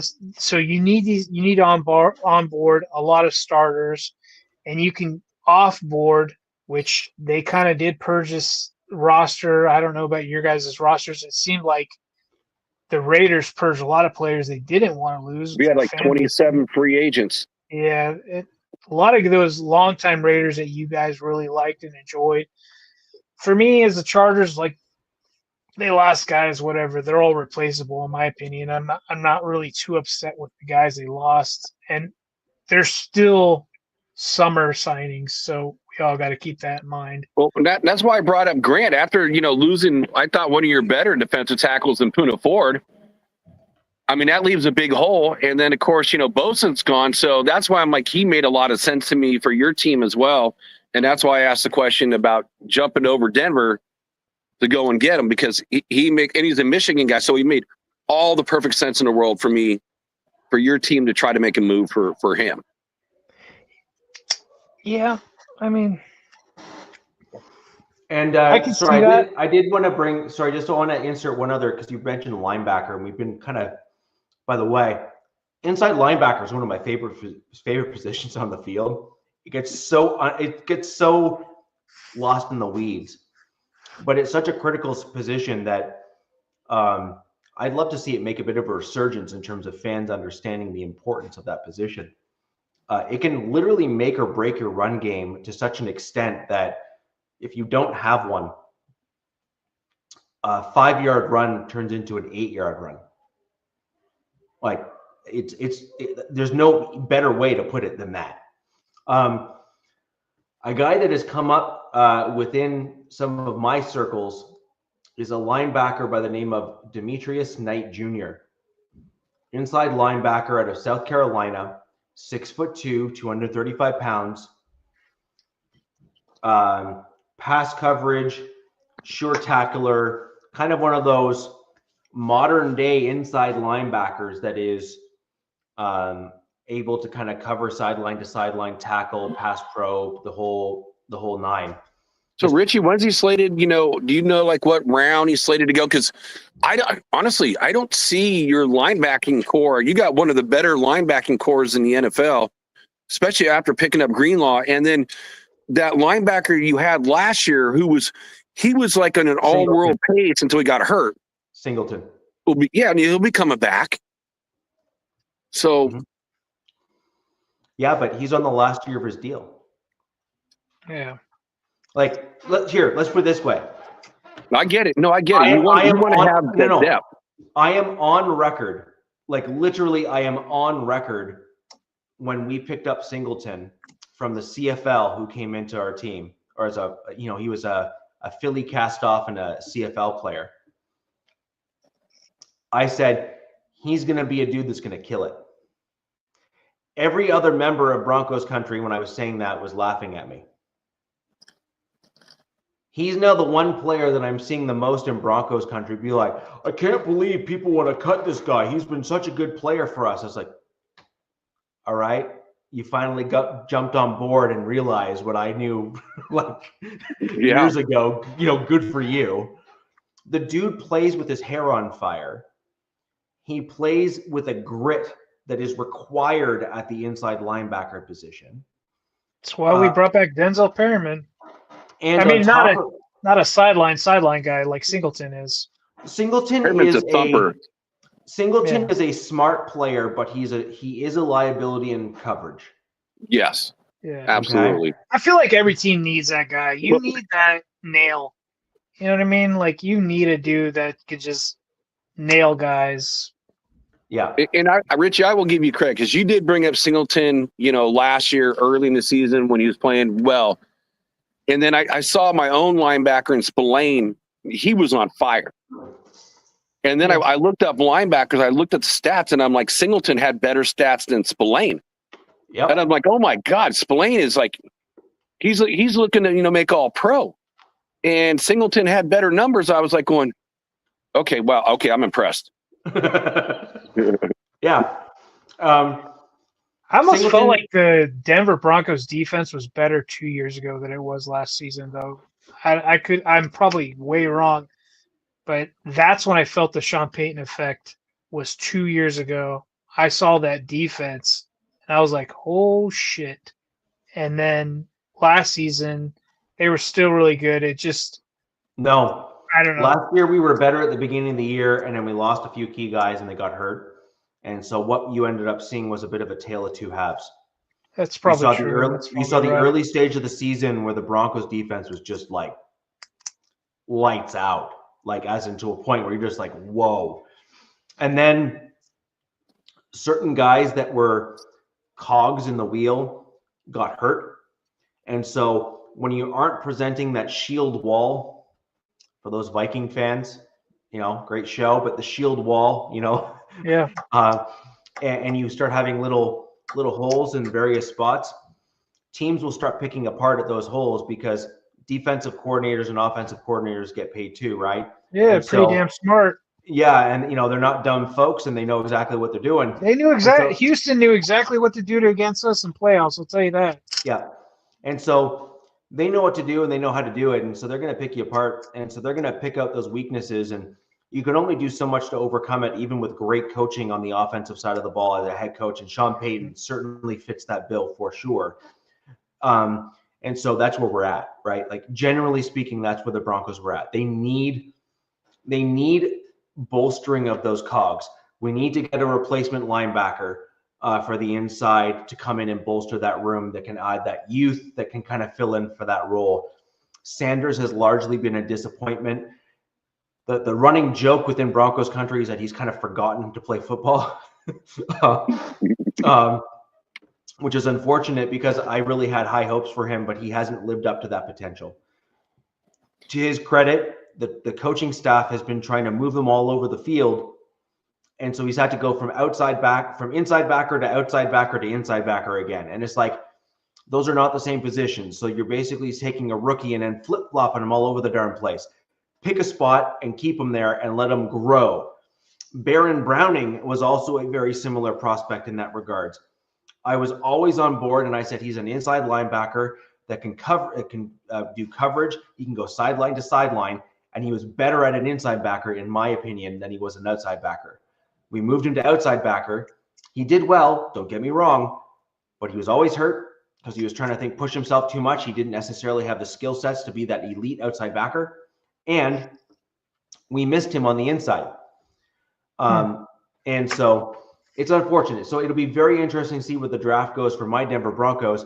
And I agree, DZ, our two teams have very similar needs in terms of, we need juice, man. Yeah. We need this. We need some electricity. I think all our teams have very similar needs. I mean, we all need running backs. We all need another wide receiver.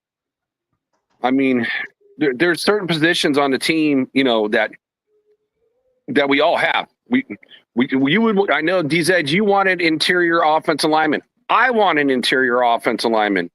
I know Richie probably would like a right tackle. Jack. When did I say? Oh, okay, left guard. Yes. No, I was just saying that's the way I think it's gonna go. Oh, yes. Yeah. And I also have another prediction that may happen.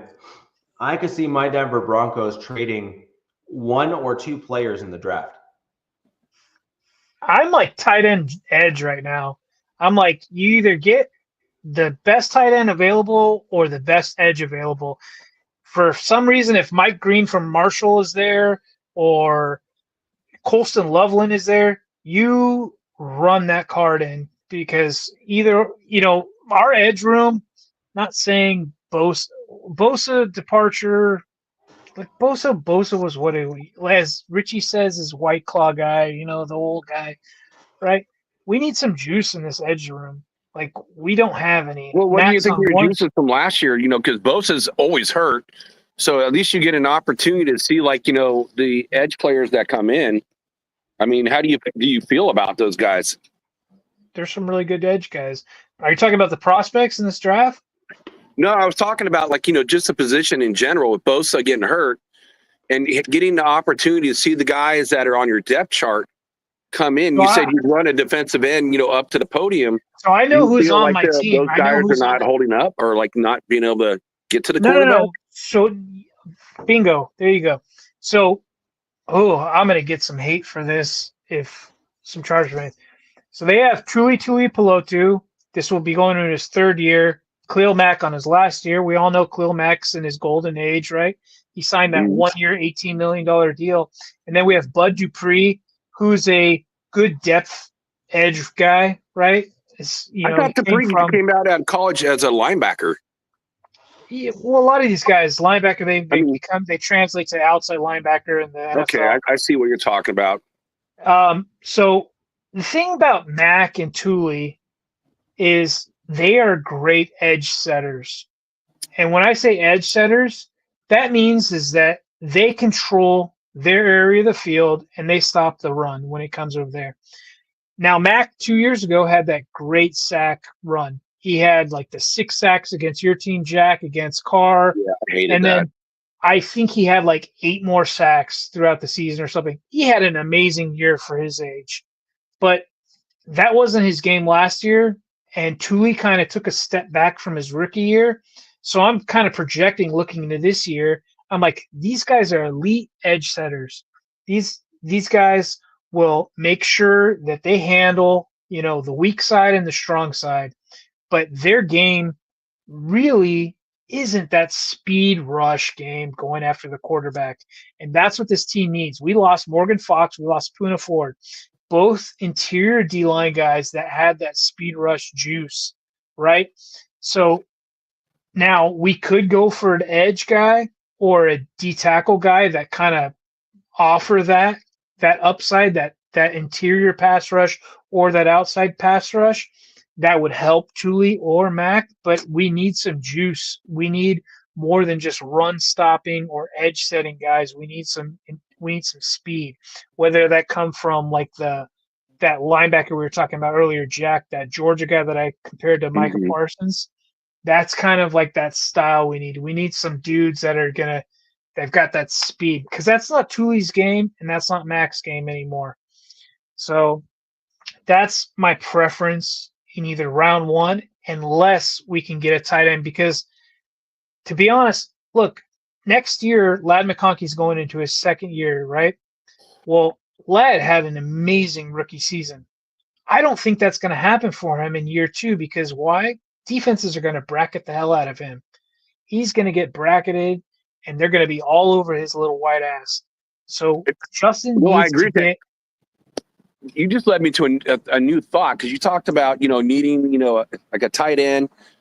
I've also kind of heard rumors that, something that Keenan Allen like said on like Instagram or one of those, the Twitter type things, that, he might be interested in coming back. Keenan Allen signing back is very much in the realm, and let him retire as a Charger. And I like that. That's fine, right? Like, he's not going to be my first choice, but for the nostalgic factor and this being a weak wide receiver draft, I'd be all on board for it, as long as it's a team-friendly deal. I'm totally fine. They brought back Mike Williams, who, believe it or not, who played 18 games last season, even though it was a bad statistical season, played 18 games. I'm glad he's back. Yo, Victory Lap, how's it going, buddy? But they need more. They need more firepower. One of the reasons we lost that Houston game, we could not block. Justin Herbert had no time to throw the damn ball, and he had nobody to throw the ball to other than Ladd McConkey. So this season, they need to bring in more guys. What do you say, DZ guys picked up Najee? Oh, yeah, Najee has a chip on his shoulder, too. I don't know if you guys heard any of that stuff. I was kind of like, considering this draft, right, Rich? We were talking about these great running backs in this draft. And when we signed Najee at first, I was a little like, like this. And then I started like, what this regime values is availability, is the best ability. That's their. He's a big boy too. They want these blue collar. Yeah, he's the third largest back in the league as of last season. And I'm actually excited. I got to hear this guy talk, and why did you think I wanted him? I feel like he has more to give than what he showed in Pittsburgh. And I'm low-key, like, super excited about Najee Harris as a Charger this year. I still think they want to bring in a little lightning behind him, because Najee is going to be he's going to be that hammer. He's going to be that 3 to 4 yard, 5 yard guy. So I really want to see a change of pace, and it kind of sucks. I really would love to bring back J.K. Dobbins, but who knows? Maybe it's a summer signing, or he could be a summer signing to somebody else's team. Especially with this draft, I kind of see them bringing in some youth, somebody that they can control for, as Richie and as Jack has said, for that 4-year deal. But oh my God, this guy just said Jaden Higgins. Holy shit. This guy I'm so high on, especially for us, because we need an X past Mike Williams, this 1-year deal with Mike Williams. And this guy has, like, being a legit X wide receiver for the foreseeable future. I would love to have him on the Chargers. I just don't know when it would be. It would be like you're either reaching for him at 1 in the first round, or this is a MHRT. I'm piggybacking off of the Broncos channel. Until I get my channel, we always asked Alex, like when you get in your channel, so we all got to get our channels and mesh them together. That'd be great. It But ain't gonna happen for me. I enjoy going on other people's channel. This is the only channel I enjoy really doing as a host. I will go on other people's channels as a guest host because I get to talk about all the AFC West teams, and I do want to just jump in. So I think he is Matt, a Broncos fan. Okay, and I want to jump in on Matt Marinovich when he said Asante Samuel. Asante Samuel is not a Pete Carroll's guy. No. He reminds me a lot of Jack Jones. Jack. He's a complete opposite of Pete Carroll guys. No, total. That's why I'm saying he is a Jack Jones, businessman type mentality, good cover, but won't tackle.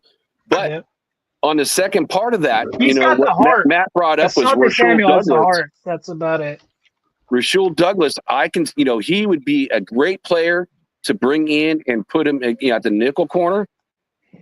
That would definitely be a vast improvement over Harmon. So like one, dislike the other.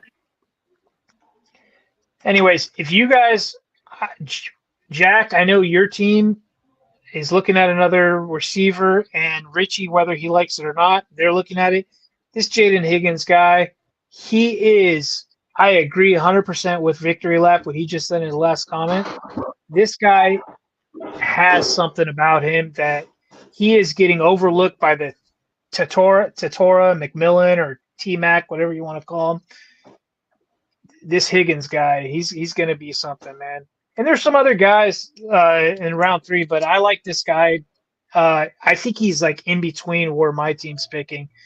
We're picking 22 and then 55.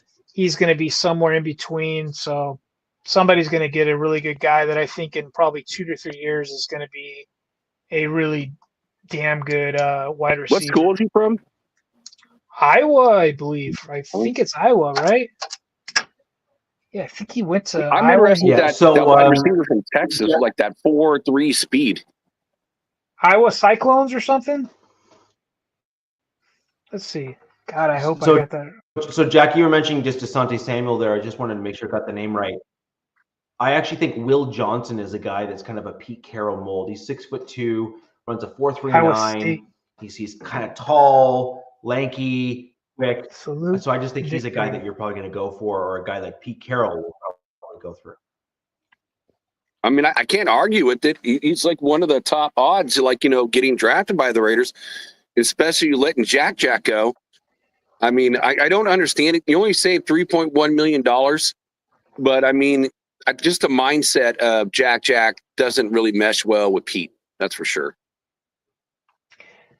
Victory Lap. There's another guy, Jalen Royals, that Utah State kid. He popped out of nowhere and blew up last season. That's another guy I would really like. But I think the Higgins guy you're talking about, that guy is going to be your prototypical X, which there's not a lot of prototypical X's in this draft. There's so many slot guys, and but your guy Higgins, he's got that X kind of type. But Jack, you're talking earlier about tight ends, and I just want to let you. There's Y, J, and H type tight ends, and the Chargers. I'm looking for like a J type, we have that Y type with Conklin, with that signing with Conklin, which not a lot of people are talking about. And I think that's a low-key signing. I think it would do really good this season, but we'll see, because Hayden Hurst did not work out last season.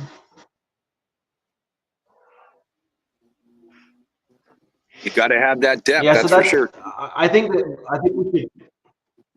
Agreed. So I think we're going to definitely go into a much deeper draft, kind of a draft look in terms of probably even a mock draft on the show for our teams after the show before the draft, which is conveniently located for us, where we have a show on the Wednesday and then the draft starts. Hopefully we get Alex back. So that'd be great. We can have all 4 represented. I agree. Nice. I agree. So I think that'll be a really interesting show for us to delve into. And we're going to go ahead and wrap it there for today. I think it was a great little kind of like a recap of a few players and throwing kind of some of our preferences out there again after seeing. Can I throw one thing out real quick? Okay, Sure. because you'll like this, Richie, and I'm surprised we didn't talk about this. The Chargers did something that the Chiefs did last season. They brought in a new international player, Yeah. Jordan. What's his name is Jordan Pataya. He's from Australia. He's a rugby player. He got chosen because they let their last guy go, who signed a futures with Baltimore Ravens, and CJ Okoye. But Jordan Pataya is a rugby guy. He played for the Australian national team. We're He going to be here for another hour. We're going to be talking no rugby. no. But anyway, I thought it was a fun thing. You know, they don't count towards your roster number. But he did get high praise from Jordan Mailata, you know, who also has a rugby background. He is projected to be a tight end, which is kind of because he's like at that really weird height. He's only 6'3". He's only 225 pounds, which would be a very undersized tight end. But look, he comes with a rugby background. They're built differently. We'll see. It's a fun story. Obviously, the guy that was with the Chiefs last year, who was another, you know, high rising rugby star, he didn't make it. But I kind of like this. You know, we'll see something to root for. But you know, I like these different sport guys coming together. He's an elite athlete, so we'll see. It'll be a fun story, and I'll see how he does in camp. What makes him interesting is that in rugby, regardless of position, you must be able to catch the ball. He played wing, center, and fullback in rugby. Like the dude is played it all, man. So at his height and size, I've always said tight end would be a great position for a top tier rugby player. So he's 6'3", 226. Yeah. So yeah, he's still. I feel like he's still on the lower end. So when I played, I was 6'2", 245. Yeah. And so to give you kind of an idea in terms of kind of where I'm at. The thing about him, Richie, is I looked at him, because you know how rugby guys are built. Obviously, you've played, and I've played for a little bit. He's built all lower, right? He's got that lower. They got tree trunks for legs. Yes. He doesn't seem to have the upper body from what I've seen. Like, and I'm like, that might be an issue, but he can be here for a few years to build on it if this is really what he wants to do. I actually disagree. I disagree with that. And I think the reason why I disagree with that is that in today's NFL, your contact hits him in the legs. Well, I mean, he's got to be able to, get off, do the whole, get off the line. He's got to put his mitts on motherfuckers. Yeah, so he's probably going to have to put on another 10 or 15 pounds or so, which is going to be very easy for someone who's got the discipline that he does. But the important piece is it's a much more difficult to build lower half size than it is to build upper half size for dudes. And so I think that's his superpower is going to be he's already used to getting hit hard in the legs and the lower body. He's got speed too. And he's got the speed to mix it up with. He's got speed. So he could be an interesting prospect for you as an alt Y style tight end as a pass catcher, where I think that'll be where he'll be able to kind of build that kind of up. Yes. Yeah, I can see why. He's going to be severely lacking in the football fundamentals element, so he's not going to be a great inline blocker. I feel like these guys only got. So what I heard is they only had about 10 weeks. These international guys to really learn, but he got chosen because they saw the potential. Mm-hmm. So they're going to work with him. But I thought it was cool. I really love hearing about rugby guys coming over to the NFL because they're two of my favorite sports, so why not? Yeah. Let's marry them. Yep. Awesome. So, guys, we're going to end it there and move on to next week. Next week, we're going to be talking about our division versus the Commanders. We're going to have one of the top Commanders podcasters coming on our channel to discuss their team, how they progressed, and where he sees things and how he sees his team meshing against ours.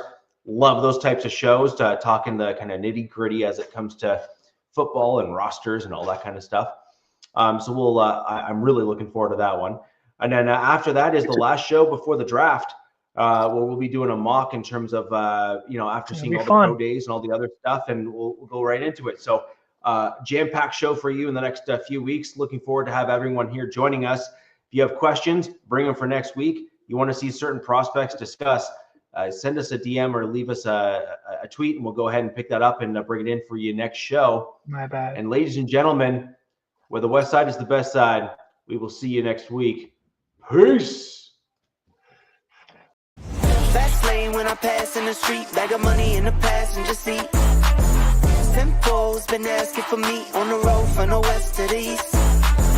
Way up, I might never come down, cause the coast racking up the flight miles. So high, I might never come down, so what, this is my lifestyle.